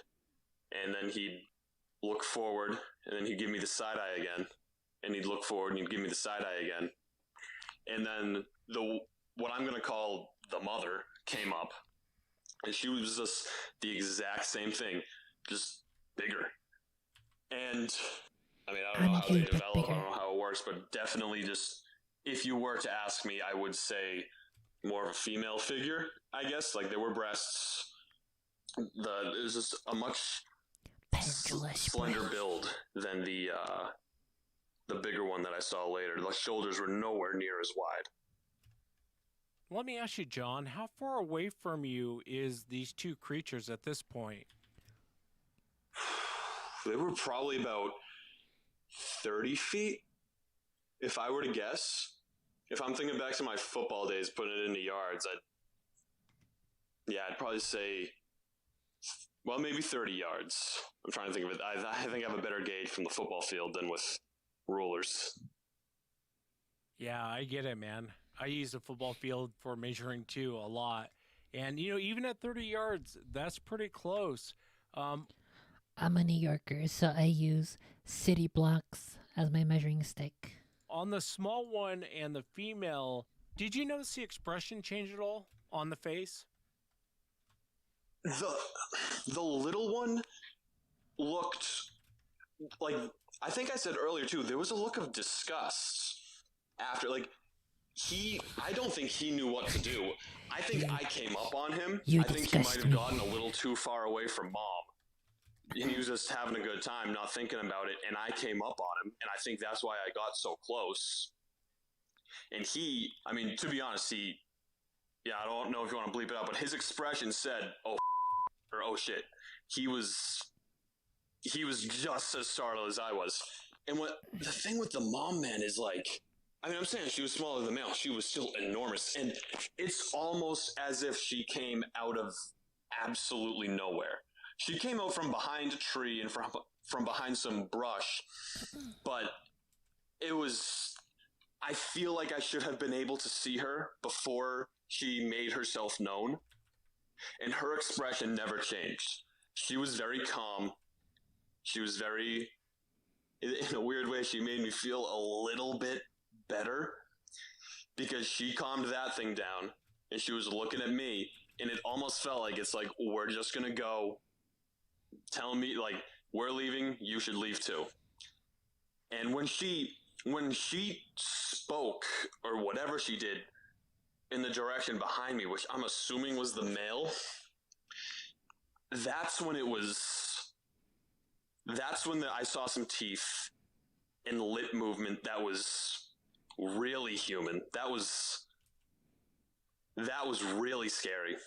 And she wasn't doing anything at me, but just it was so eerily close to how a human would look and would do it. That really got me there too. That's when I almost threw up on the spot. Yeah, the part of your encounter that really fascinates me the most is her putting up her hand to the juvenile, almost like stop. A couple of years back, I was talking to a hunter one time. I think he was in Idaho, and he was coming out of the woods, and he's coming into this opening, and he ran into one of these creatures, and he put his gun up because he was terrified. He describing a male, very large male. He didn't even know what it was. So he puts his gun up, like he's going to shoot it, and it put its hand up, like stop, like you would see a cop, like stop your car. Or, in this case, he took it as, don't shoot, putting the hand up, don't do it. That part really fascinates me because she wasn't doing it to you. She was doing it to the young one. Do you think he had plans on coming for you? I got a sense that she was just trying to keep him calm. I don't think he would have come for me, but I think he could have freaked out in the way that, like, have you ever been around a little kid and they're just meeting a dog for the first time and they might get a little nervous? It's like, just put your hand out, like, just stay calm. I don't think she wanted him to do that to me, but I think she was like, you stay calm, we're just going to go. I think I got up on him a little quicker than they would have liked, and it was just like a flight. Like, we're not going to do anything, we just have to get out of here. That's my take on it. I have no idea. I mean, it was scary that it was so close to something that we would do. It's strange, John. As I've interviewed so many people and, kind of have a gauge on what you might expect from an encounter. And again, it's all from eyewitness testimony. I don't have like a secret book or anything like that. But one thing I've concluded is in a lot of encounters, the female seems to be the voice of reason. They're not quite as aggressive as males. They're not so quick to shoot first and ask questions later. They seem to be way more chill in a lot of encounters. Even Claire's, I have her there in the intro, and she's saying they're chantering back and forwards, back and forwards, back and forwards. What she was talking about was there was like some weird argument going on, and her impression was the female was trying to tell the male not to kill her, which, isn't the first time I've heard an eyewitness say that. like I said, I think the females are just way more chill than the males. When you're standing there and she's looking past you and she's doing this weird vocal, what do you think was going on at that point? I feel like she was saying, if I do think that the male was behind me, whether he was in plain sight or not, I don't know.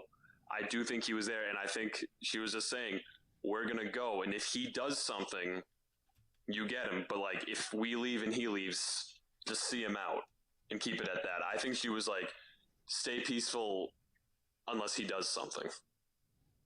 I agree with you. I think that's probably what was going on. I spoke to a hunter one time. He didn't come on the show, but he had a very, very aggressive encounter out there in the forest and while he was hunting, and very aggressive encounter with this male. A second one showed up, and he was like, okay, well, I'm dead. And it had breasts, and he said it was like some weird argument. I remember him telling me, he said, it reminded me of Your parents a couple arguing? in a bar, Oh. and the man has had too much to drink, and he wants to fight, and the female saying, hey, like the wife is saying, let's just go home.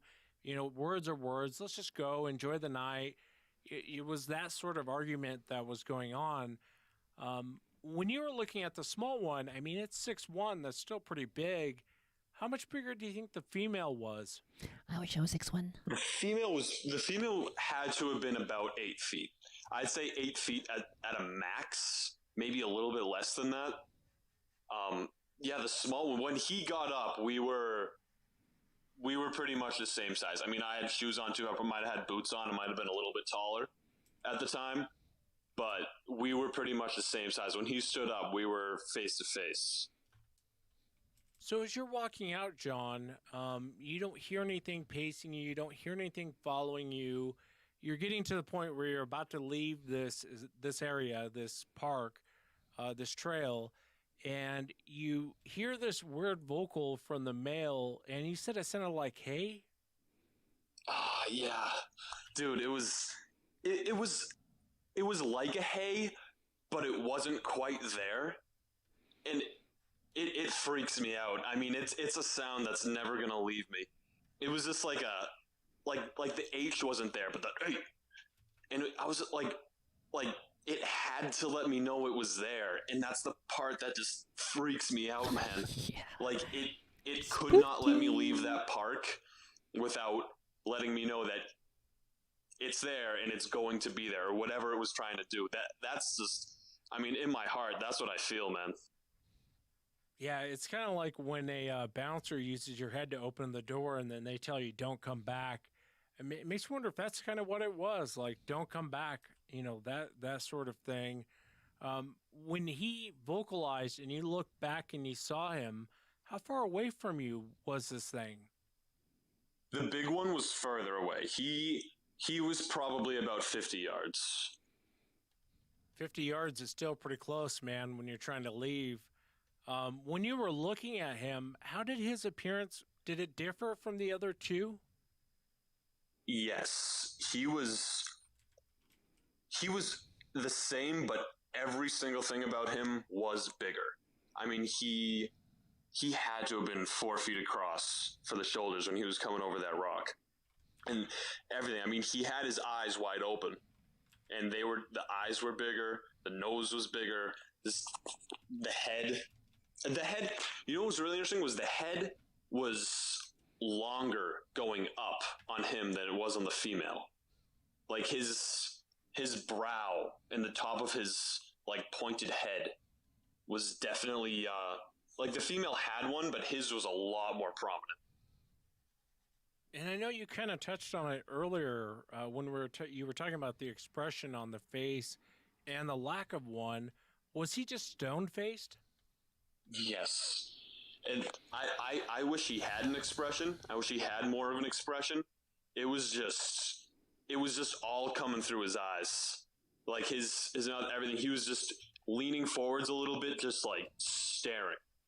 He definitely had a bit of a tilt, and his eyebrows were up. And his eye, like they were just like popping out of his head. Like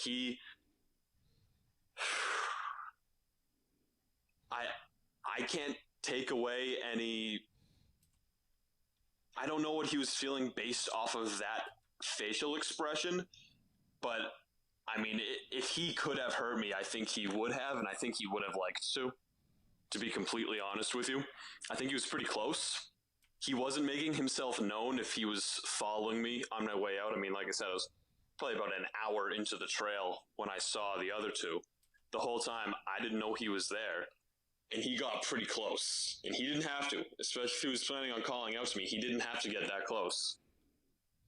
Yeah, it's very weird. It is like the male wanted you to see him before you left, and you'd made the comment if he could have hurt you, he would have. And obviously, it's an opinion, but what makes you feel that way?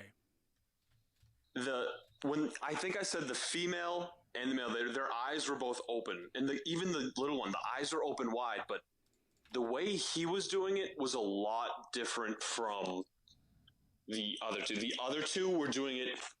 I don't even know how to describe it. It was a lot more just like wary and more cautious when their eyes were open. But with him, and I don't know if that's because their head was tilted up and like they were kind of looking at me at the side eye, but he was just like a predator. Like he was looking straight on, dead at me, just like. Okay, I think that most of the static background is done. I might do like a couple of changes, a couple little touches here and there, but I think it's time to get started on the kuromis. Let's go find some kuromis for reference. Like the eyes were popping out of his head. Like he was, it was literally like a predator. That's what it felt like. I mean, I don't hunt. I don't go in the woods very often. I've never been stalked by an animal, but that is what I'm assuming it is like. Like he was just staring. He was watching every last movement I was doing. It wasn't I do think he was trying to get across some aggression. I think he was trying to scare me, like we were saying earlier, to kind of say, don't come back. And I didn't go back, and I don't plan on it. Yeah, I was going to ask you if you went back. I mean, I don't blame you for not going back. I don't think I would go back, especially being such a recent encounter. A lot of people will do what you were talking about, John. After the encounter, you're putting blankets up over your windows. A lot of eyewitnesses do that, and I think it's just fear and shock setting in. I wanted to ask you, prior to this encounter, what was your feelings about the whole subject of Sasquatch? So my first take on Sasquatch was when I was in middle school watching Finding Bigfoot. I watched it then, kind of, thought it was more funny than anything. I was like, all right, it's like, whatever. Never really thought much of it since then. Then it happened. And for a while, I mean, I just kind of didn't want to believe it was what it was. I almost kind of wanted it to leave my memory. I found your show right after I graduated. So I found your show about a year ago. And I started listening to it, and everything was adding up. And I was like, prior to listening to your show and just watching Finding Bigfoot, I just kind of thought if Bigfoot was real, or the idea of it was a big, like, monkey in the woods, a big family of monkeys. Your show, my encounter, I'm like, what? I don't know what they are. I don't know what the deal is. I don't like it. But yeah, so to make a long story short, my prior thoughts of Bigfoot comes from Finding Bigfoot. I just thought it was a monkey. And then my encounter happened, and I realized it's a lot more human.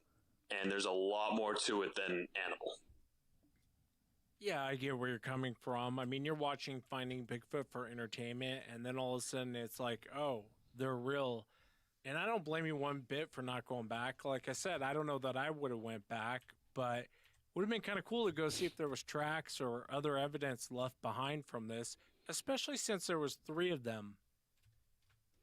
On paper, I'd love to go back and find that stuff, but I think if I saw it again, it would just make me throw up some more. No shame in that. Happens to the best of us. And so when you were watching Finding Bigfoot, you were thinking this is some overgrown ape or monkey, some non-human primate. It's just a Now, monkey. after having this encounter, if someone were to ask you, what do you think Sasquatch is, what would you say, John? And obviously there's no wrong answer. Yeah, I mean, I would say more human. I would definitely say more human. I mean, the eyes. I mean, I keep talking about the eyes, man. That is where there was just like human expression. You know, you look at a dog or something, or even a an ape. I feel like they're very intelligent, and I love animals, and I would never just say an animal's dumb, but the amount of intelligence behind the eyes of what I saw, and the amount of intelligence behind like a gorilla that I've seen at the zoo or on TV, it's really different. There's so much expression to the eyes of Sasquatch that I would definitely say it's more human. I don't know if it's a missing link. I don't know if it should be extinct and isn't. I've kind of tried to avoid a lot of theories because I kind of hate that I know that these things are out there now. Like, my life is different.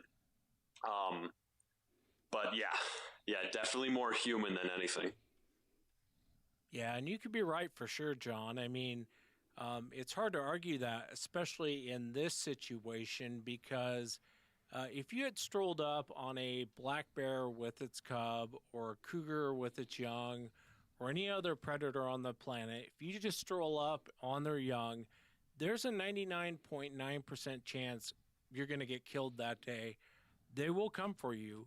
And this one didn't really react that way. It wasn't even, like any other predator on the planet, even a chimpanzee or what I would imagine a gorilla would do to you if you strolled up on their young. A lot of reasoning goes on. The intelligence is there for sure. How did this event kind of change your life? That's a big question. I feel a lot smaller, but not physically, not because I was next to them. I feel like myself and just like humans are a lot smaller than what we think we are. I think it's weird that I've always been open to the idea of aliens or something. The universe is just so big. That's something I could always get behind. But thinking that we could be sharing this Earth, this planet, with another humanoid species that we don't really know is here really unsettles me.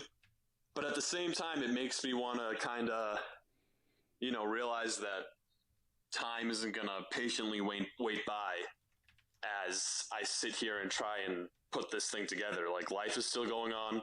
Haven't seen it since, haven't heard it since. It's just kind of it was a one and done as of now.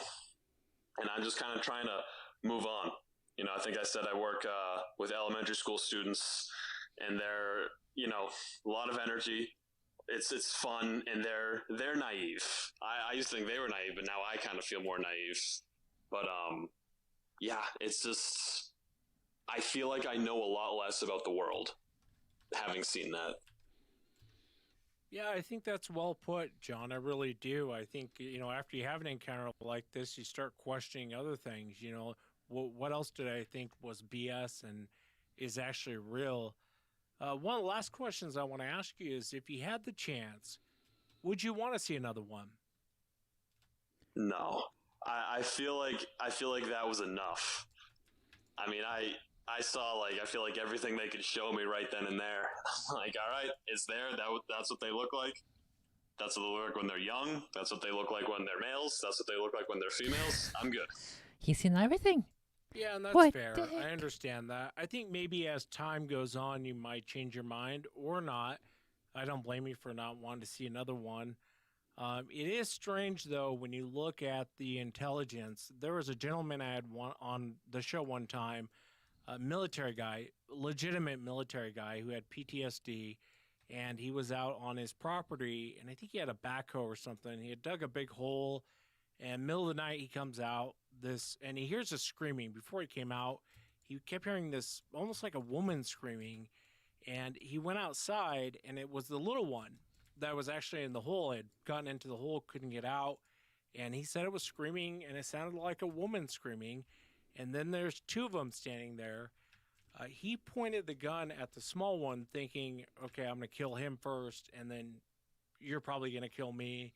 And what was fascinating about the encounter is to watch these two creatures back off and almost kind of, in a weird way, reason with him about this whole situation. It's very strange. They are very intelligent, for sure. It's weird that they'll try to reason with you. Like, that really freaks me out. I don't know. It just seems there's so much intelligence. I'm like, I think it's just not knowing what it is or what they're thinking. That's just like really throwing me for a loop. I sometimes wonder if the reason that they don't harm more people is they're afraid more people will show up. You know, when one person goes missing, a ton of people go out looking for that one person. And again, this is just my theory. Makes me wonder if they're afraid to have more people show up. Kind of going back to the intelligence. This is just kind of something that I'm sort of thinking as I've sat around and thought about it. But I know that I look a lot older when I grow out my beard. I mean, ever since high school, I have had a gnarly beard. Once I shave, like, I have a baby face. I'll pull out my ID. I'm 23 right now. I'll pull out my ID, and I'll have the beard and the ID, and I'm baby face in person, and they think I'm pulling their leg. And I was shaving at the time, and I don't know. This could be just completely irrelevant. But I know I'd heard you say before that they respond differently to men, women, and young people. And I don't know if I just looked younger. I mean, I'm a pretty big guy still, but I don't know if that helped. I don't know if I had a beard, if I would seem like a bigger threat. I mean, I used to have like long hair and a man bun. I don't know if I'd look a little more, I don't know, untrustworthy or something. But for some reason, I feel like since I was shaven and I just looked really young, I feel like that might have brought things down a little bit. Yeah, it could be. It could be. I think a lot of it had to do with your reaction. You didn't freak out. You didn't start screaming. You were calm and cool on the outside anyway. I know internally you were freaking out, but I think a lot of that has to do with it. And as far as like younger adults or women, I think there is a difference in how they treat different encounters. And I've noticed this from eyewitness testimony that with children and with women in general, a lot of times they're dealt with more kid gloves as opposed to a hunter, male hunter, not just a hunter, a man who's out hunting or a man who's out fishing. I think they don't quite get the kid glove treatment. And it's such an amazing account. Like I said, I've heard them of putting their hand up to humans. I think it's probably the first time I've heard of them doing it to another creature, a small one. And it's a very, very cool account. I know it wasn't cool for you, and I know it's not the easiest thing to come on the air and retell an encounter, but I really appreciate you taking the time to come on, John. I really enjoyed chatting with you, man. Yeah, thanks for having me, Wes. I appreciate it.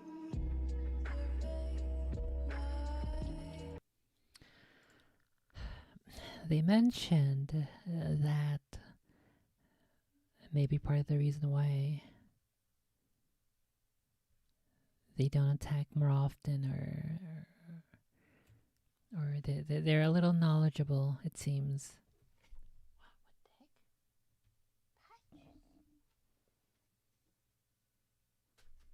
A little knowledgeable about the fact that if someone goes missing, if a humans goes missing, they might fear more people showing up. And I think it was off stream that I was listening to another episode where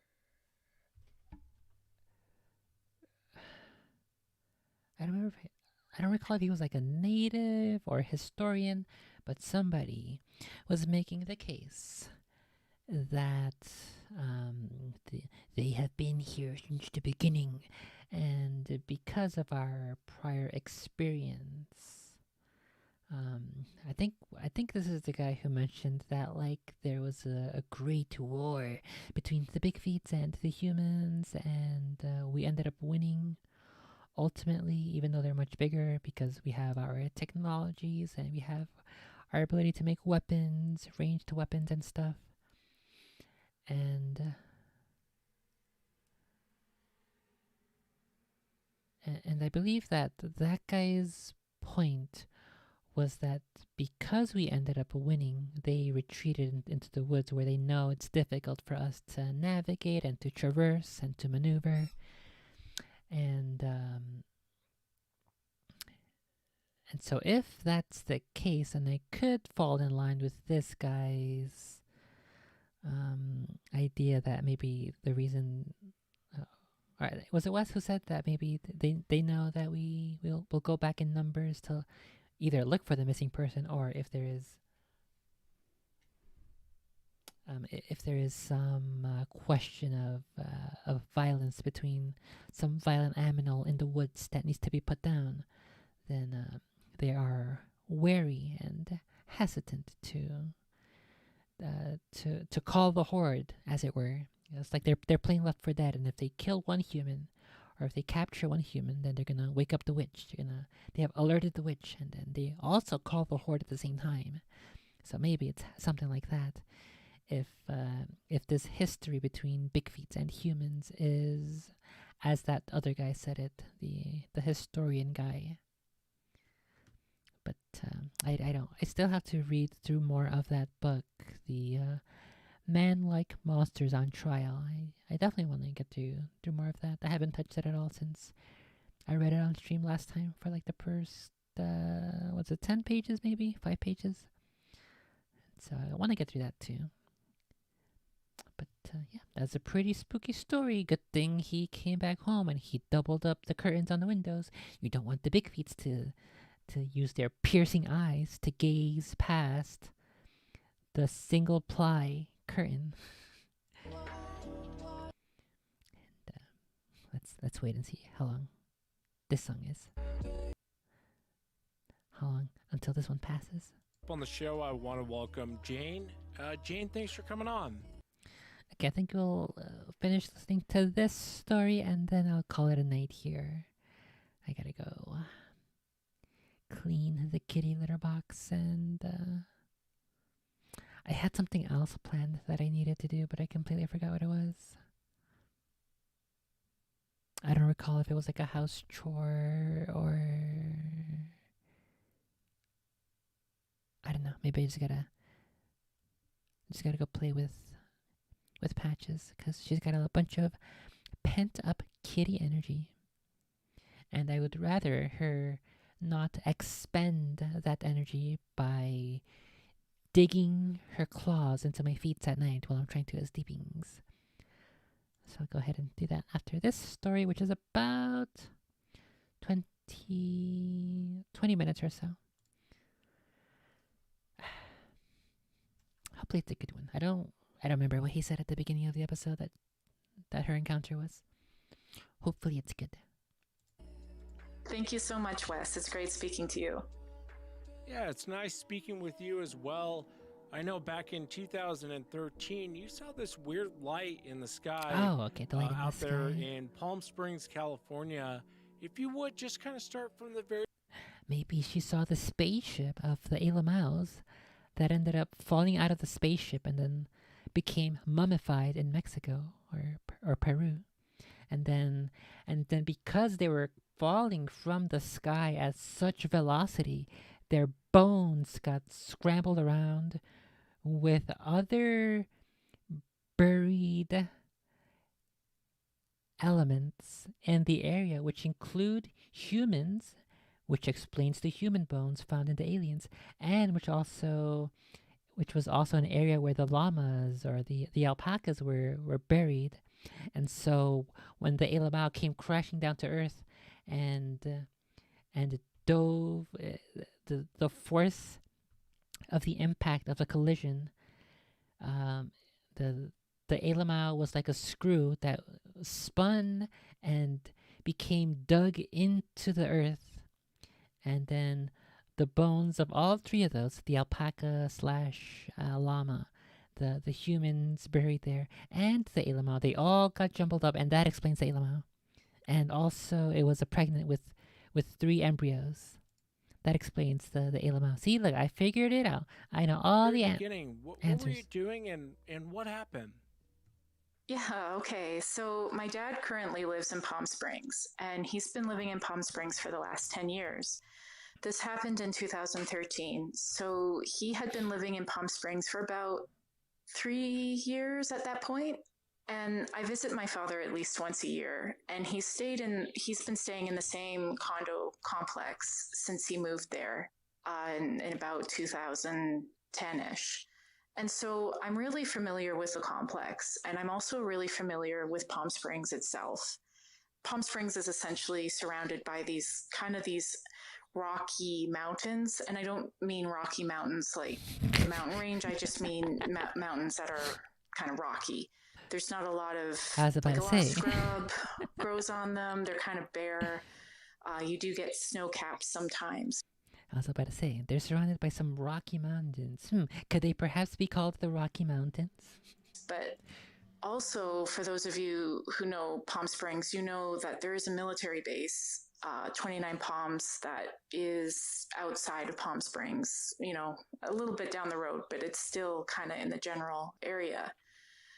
So I was visiting my dad, and just my typical habit is during the evening, after all the kids have gone to bed and when there's less people around, I go to the pool to swim, and to swim kind of just by myself, and I get the whole pool to myself. And I believe that this happened on kind of a Wednesday or Thursday. And by that point, I had been on that visit for over a week. So I had a really good idea what lights were on in the sky, what lights were on in the area prior to this event happening. So as people would know who have been to Palm Springs, there is a trolley that goes up the mountain. And that trolley has lights. And I can say with certainty that this had nothing to do with the trolley that goes up the mountain. And the reason why I say that is because, again, I'm familiar with the area and I know what lights are associated with what places. I had been poolside for a few hours, and it was about 11 o'clock at night. It was dark, and I was swimming in the pool. During my swim, I noticed this incredibly bright light above the mountain peak, the mountain that this pool was facing. I don't know what it was called. This light was brilliant. It was brighter than all the other lights in the area. And it was a blue-white light, if that makes sense. Like, it wasn't yellow. It was so white, it was almost blue. I don't know what that range of light is. And that light had not previously been there. And I'm pretty logical. And so immediately I'm trying to come up with an explanation. As I said earlier, I knew that this light was not associated with the trolley that goes up the mountain. This light was too high in the sky to be attached to a pole. To me, it felt like a floating object. I have no other way to describe it. It was there, and it was too large to be a star. It was also too bright to be a star or a satellite. And this light, because I couldn't think of an explanation, and because it was so large and so brilliant, I fixated on it quite a bit. And I can't tell you the time that it was, but I stared at this light for what felt like an eternity. And I stared at this mountain, just watching and listening. Now, I can tell you that it was completely silent, or that at least that's how I remember it. I just remember floating in this pool, staring at this light for what felt like ages. But as I'm staring at this light, all these smaller lights appear. They appear on the mountain slope. So what I'm saying is these lights were not in the air. They were on the mountain, as though on the ground on the mountain. These were very small lights. They were quite dim, and they were moving erratically up and down the mountain in no particular order. I would say that there was maybe 10 or 15 of these lights. Again, going back to my logical brain, I'm trying to come up with an explanation. Now, I know that 29 Palms is not that far away. Also, at this time, there was deployment and a war in Afghanistan, and Palm Springs is a desert. So I'm thinking, is this a military drill? Is this some sort of military training exercise preparing soldiers for desert combat? That's what I'm thinking. So I'm staring, and I'm continuously staring. It's ISIS. All of a sudden, the small lights on the mountain slope go off at once. Off. Gone. Darkness. And then in that moment, I'm getting a little bit emotional because I feel like I'm crazy. But in that moment, that light took off. That bright, brilliant light that I explained, it shot up and disappeared. Like lightning speed. Just gone. I actually, and I've heard a lot of witnesses and listeners say that when they experienced a Sasquatch or something unexplained, that they urinate. That happened to me. I urinated in the pool. What? She's the one going around to every single pool and peeing in the pool? What the heck? The moment that happened, it absolutely terrified me. I didn't know what I was seeing. I shot out of that pool like a torpedo. I typically, crawl up the stairs on the side of the pool to get out and in. I shot out over the edge of the pool. Like, I never do that. That's how terrified I was. And that's the adrenaline that was coursing through my veins when this happened. Now, my dad's condo in that complex is like really close by. It's a couple condo doors down. I left my towel, I left my phone, I left the book that I was reading, I left my flip-flops, all of that I left. Here come the comments. Bet you had a fucking phone on you the entire time. Why didn't you take a picture, record? I can see them coming. I can hear the keyboards and the telephone screens of the ragers clickety-clacking away. Left on the poolside chair. I ran into my father's house in a bikini, soaking wet, terrified. And I burst in, and he was actually watching television. And I screamed, like, "Dad, I just saw something in the sky." And you have to know my dad and how I grew up. I grew up in a conservative house. And by conservative, I don't mean like politically conservative or religiously conservative.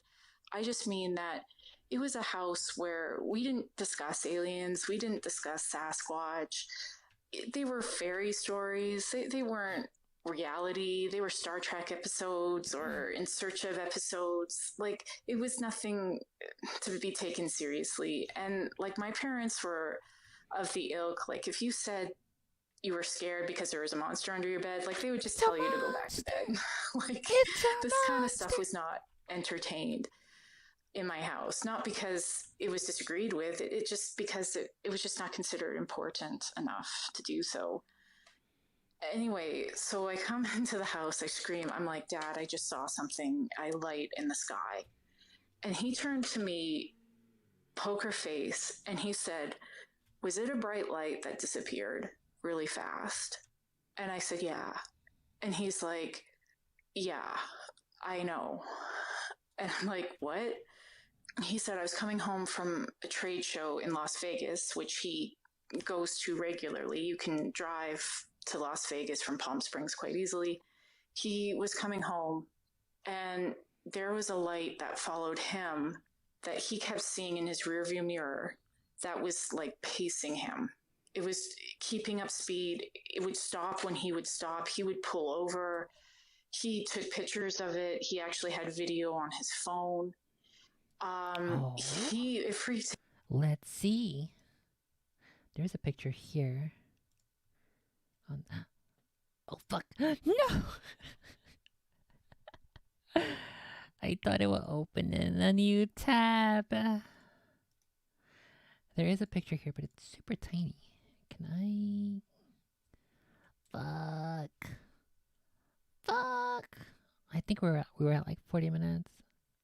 Okay, well, let's while we're here, I guess we'll get the picture. I think this is just a picture of the Rocky Mountains. There's no lights here. So I think this is just for reference of the mountain itself. Fuck. I gotta go find where we were in the player again. No. The small lights on the mountain slope go off at once. Off. Gone. And he was actually watching television in Palm Springs quite easily. He was coming.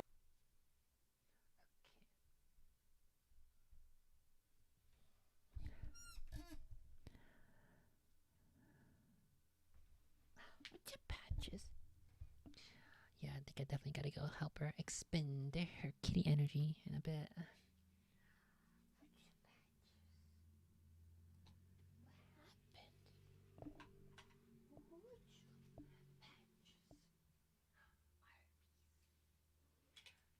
Arby's and Patches.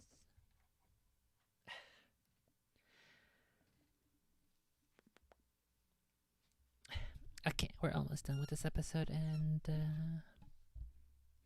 I think I have good progress here on my jack-o'-lantern kuromis. Coming home, and there was a light that followed him that he kept seeing in his rearview mirror that was like pacing him. It was keeping up speed. It would stop when he would stop. He would pull over. He took pictures of it. He actually had video on his phone. It freaked him out actually too, given that he's a non-believer in this kind of stuff. A non-believer. And he just eventually just stopped the car and just stared at it, and it disappeared like a shot, gone. So he had the same experience that I had. We both kind of looked at each other, and he's like, I never wanted to talk to anybody about it because I just thought people would think I'm crazy. And he's like, I didn't even want to talk about it for professional reasons in case it got out that I was seeing UFOs in the desert. I've been quiet about it because I don't, the same thing. I don't want people to perceive me as being crazy or as making something up. Yeah, I understand the way you feel, Jane, and I understand the way your father feels. And it's the same thing in the Bigfoot world. Why more people don't come forward is because you get goofed on. No one wants to be called a liar. No one wants to be called, crazy or attention seeking. And, I don't think that you are, and I don't think your father is. Your father's encounter is fascinating as well. I've heard many encounters like that. And even now, the government, I know when this took place, it was 2013. And here we are, 10 years later, a lot has changed. And even the government now is coming out. They're not going to give you the full story, but they're like, yeah, we have these things flying around, and, we don't really know what to do about it. What are you going to do? So I think you'll get half the story. I think the full story is much more terrifying, and this absolutely goes on. When you saw the large light and then the smaller lights, were they near to each other? It was hovering above, I would say maybe 50 feet above, 80 feet above. It was low enough that it was hovering, but it was high enough that it was not attached to a pole. It was not an electrical line, if you know what I mean, because there are no electrical lines. Like, my immediate thought was that this was a light, like attached to some sort of service station or some sort of pole or some sort of equipment that was stationary. But there is none up there other than what's associated with the trolley. But I know the lights that are associated with the trolley, and they're not that bright. Yeah, the other thing I want to ask you is how far away are these lights? And the one that was the biggest that you're describing, I know it's kind of hard to give a, how big it is if it's especially at night, but how big do you think that large light was? Well, it was quite far away because I was. This title's not a joke. It's not clickbait. Yes, today we're talking about alien bodies that have been showcased, ladies and gentlemen. I'm just going to rip the Band-Aid right off and say it for the record. I would not be making this video if this was some random, channel that discussed this, some 4chan post. No, today, I'm going to read you the headline, okay? Mexico's Congress displays alien corpses believed to be 1,000 years old. Live streams hearing. Now, ladies and gentlemen, a live stream that was hosted by Mosan TV. For those of you who don't know who this individual is, Jaime Mosan is a ufologist, a Mexican journalist, a television ufologist.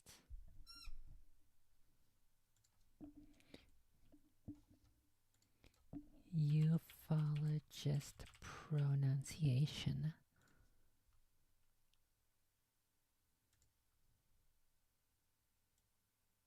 Ufologist.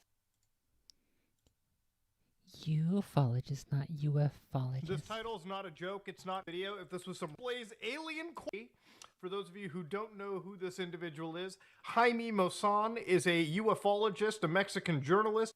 Ufologist.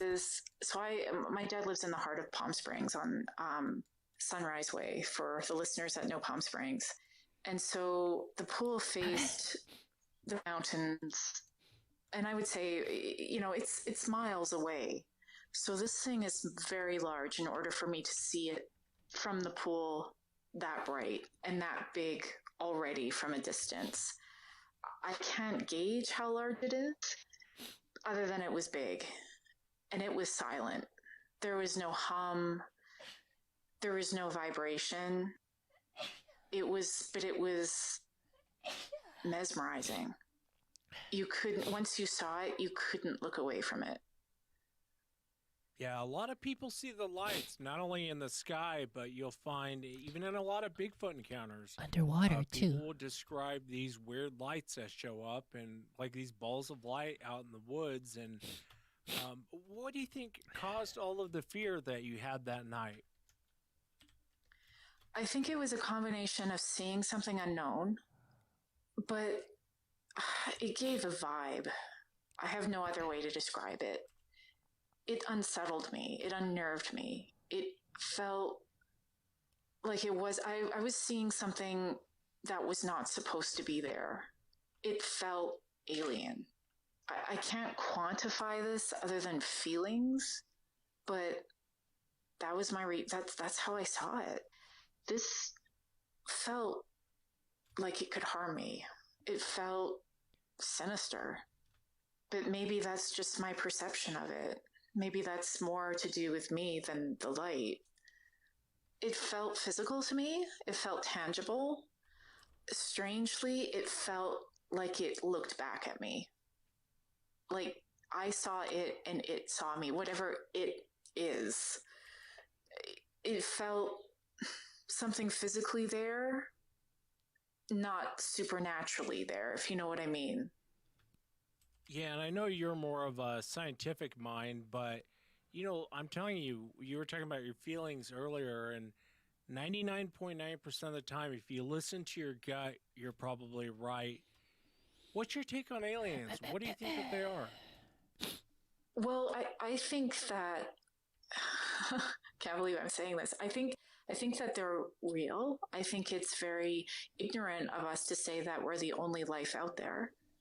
I mean, obviously, they're more advanced than us. They're spacefaring. How they travel through space is not how we travel through space, if you know what I mean. They have a different set of technology that is alien to us because they are alien.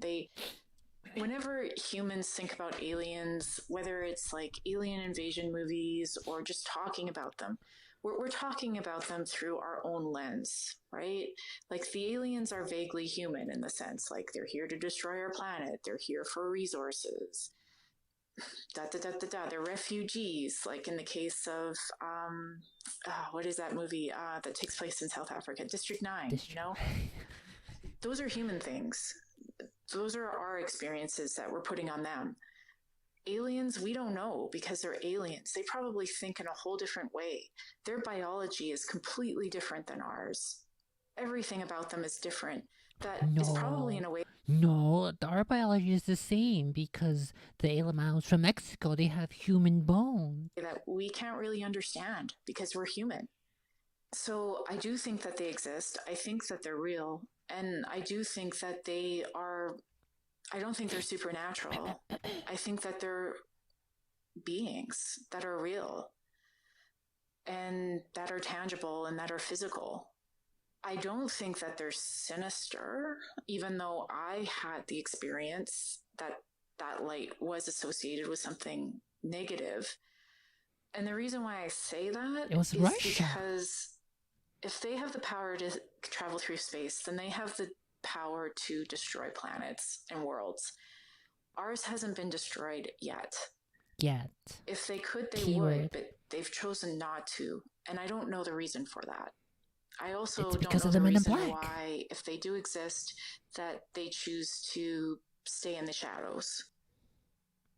Yeah, there's definitely a reason. It's because of K and J.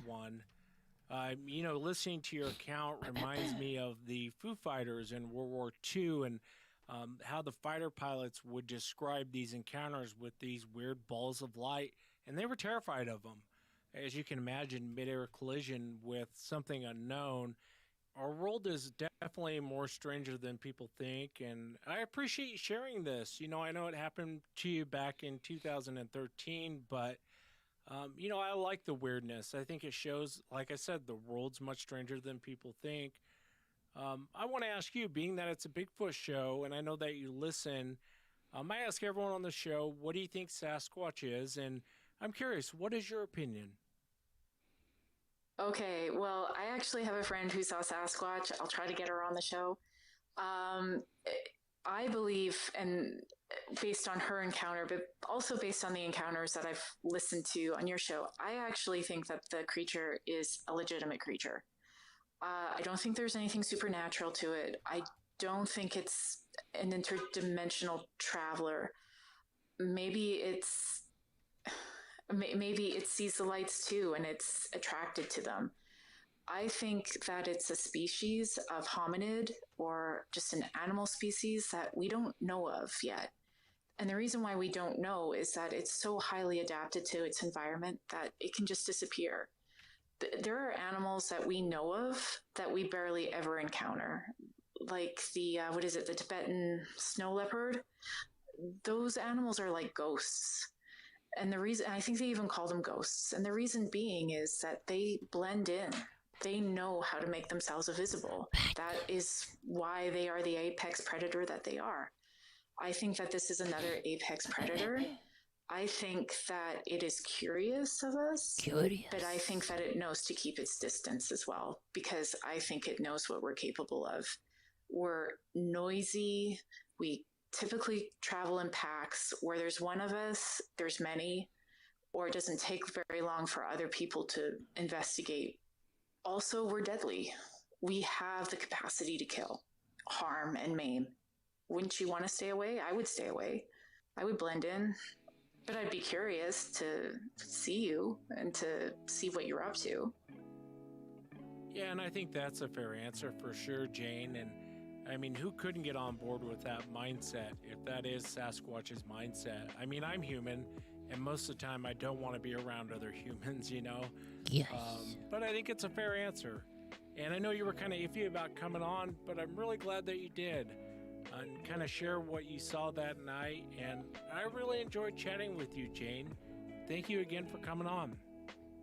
Thank you, Wes. I really appreciate being on your show. I really appreciate your professionalism, and I just want to say, just to your viewers, that you're not crazy for what you see. And I think there are more of us out there who have had these types of encounters, and that we're just nervous to come forward because we're terrified of the ridicule. And that's why it's taken me this long to come forward with this story. I mean, this happened in 2013. Yeah, I agree with you, Jane. Thank you again. No problem. And that's it for tonight, everyone. Remember, if you... Okay, well, I have finished the jack-o'-lanterns.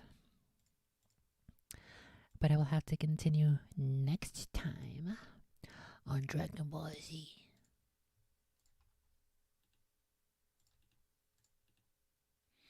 I think what I'm gonna do with the with the Kuromi jack-o'-lanterns is I'll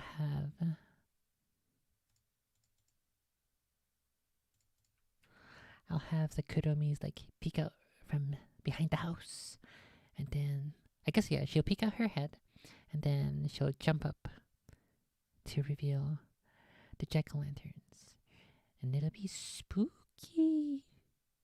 And then she'll go hide back there, and that'll be the loop.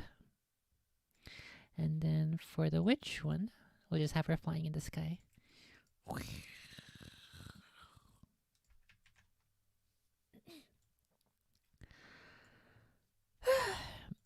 Okay, that's a good place to end it. The house looks good. The trees look pretty good. I can definitely touch them up a bit more. I can also touch up the shading here on the terrain. I think I'm going to use this fog to fluctuate in opacity for the animation that'll be on screen.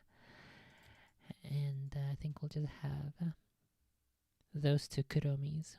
It'll be mostly like empty space. So I can have text up here that says AFKBRB and the links for support, which are these links. Let's go ahead and have a quick little peek of what it's gonna look like. Just pretend these Photoshop thingies aren't here at the side. You can support me with these links.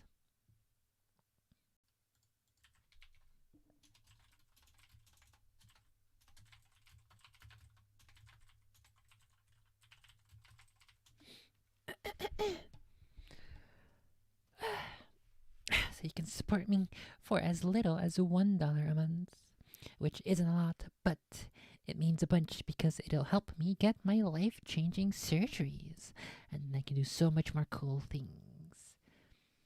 So for as little as $1 a month, you can support this stream, and also you can tip $3 or more to get a cool animation, and the bot will read your message. And also, if you have Amazon Prime, head over to Twitch to get your free Tier 1 Prime sub. And also, you can buy my stories and poems at the Sophie Storehouse. And lastly, you can check those Amazon links there. You can type in those chat commands into the chat. And I earn commissions from your purchases, which helps me as well. And I think that's where I'm going to leave it for today.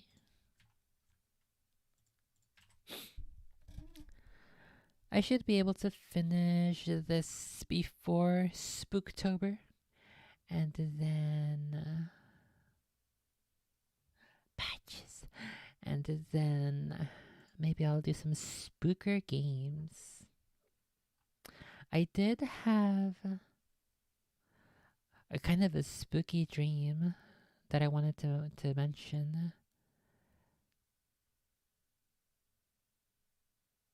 Should I do the spooky dream? I think I'll save it for next time.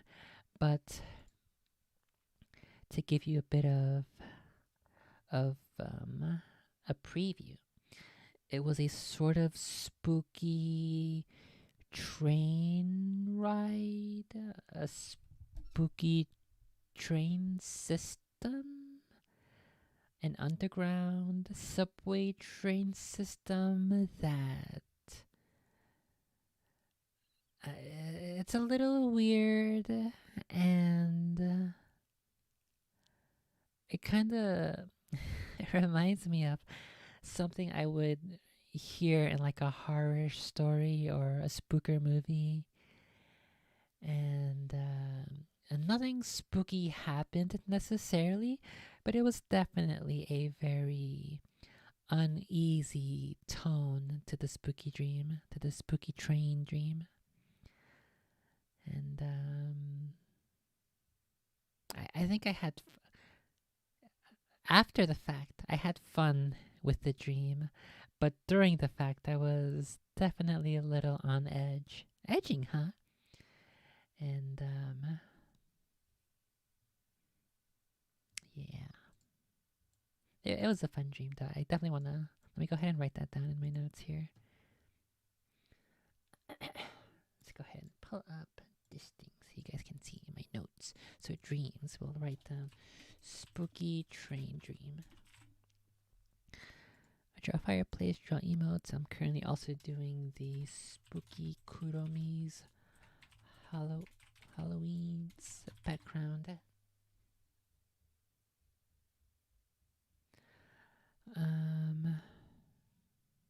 Yeah, I don't have any other topics here saved up. Oh wait, you can't even see. Can't see my super cool notes. I think there's plenty of emotes I can do. We'll sort those out later.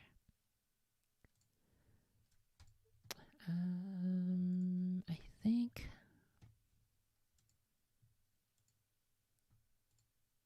Yep, I think that's. Yeah, this Patches looks like she's looking at something in the living room. Is there a mouse over there? You see a mousey? So this page that's currently on the screen is an actual site.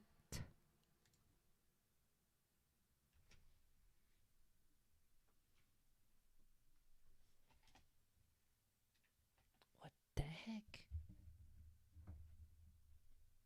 One second.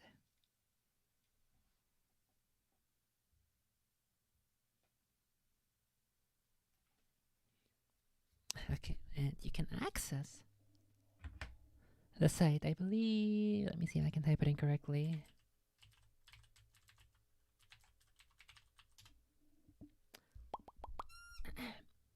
Okay, yeah, here we go. So it's on screen there, and if you wanna just go click on it instead of typing it in, go to taplink.cc/babysword, and you can just click on the links to support me.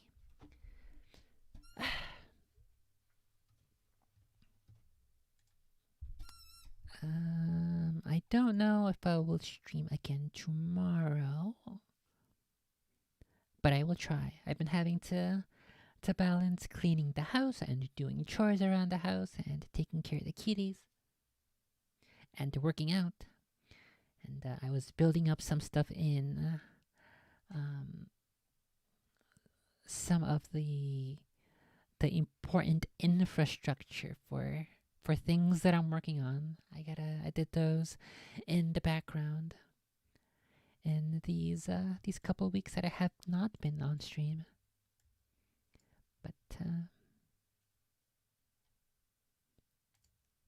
But I think now most of that is done, so I should be able to continue streaming a bit more frequently.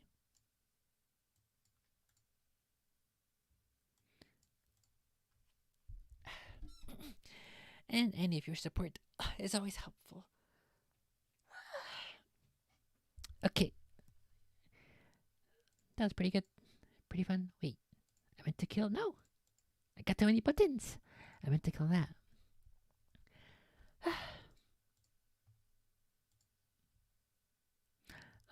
I think next time I will also look into some Ayla Mao's news. Ayla Mao's spooky. Let's see if I look up aliens, or actually no, let's look up UFOs on Google News.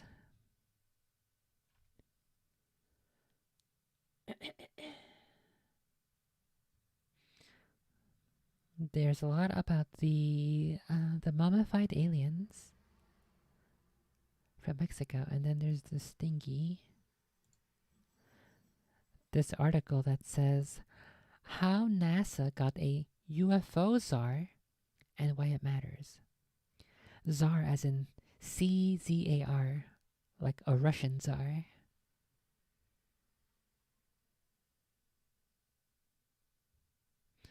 I'll go ahead and save this link for next time. We'll do this article next stream. Let's do spooky. We'll do UFO czar.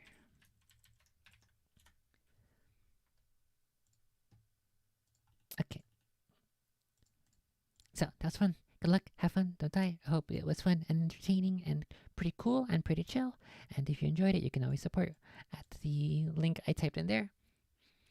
And good luck. Have fun. Don't die. Don't be stupid. Try not to be abducted by spooky animals. Try not to be mesmerized by spooky lights in the sky. And as always, I will see you next time. Bye-bye.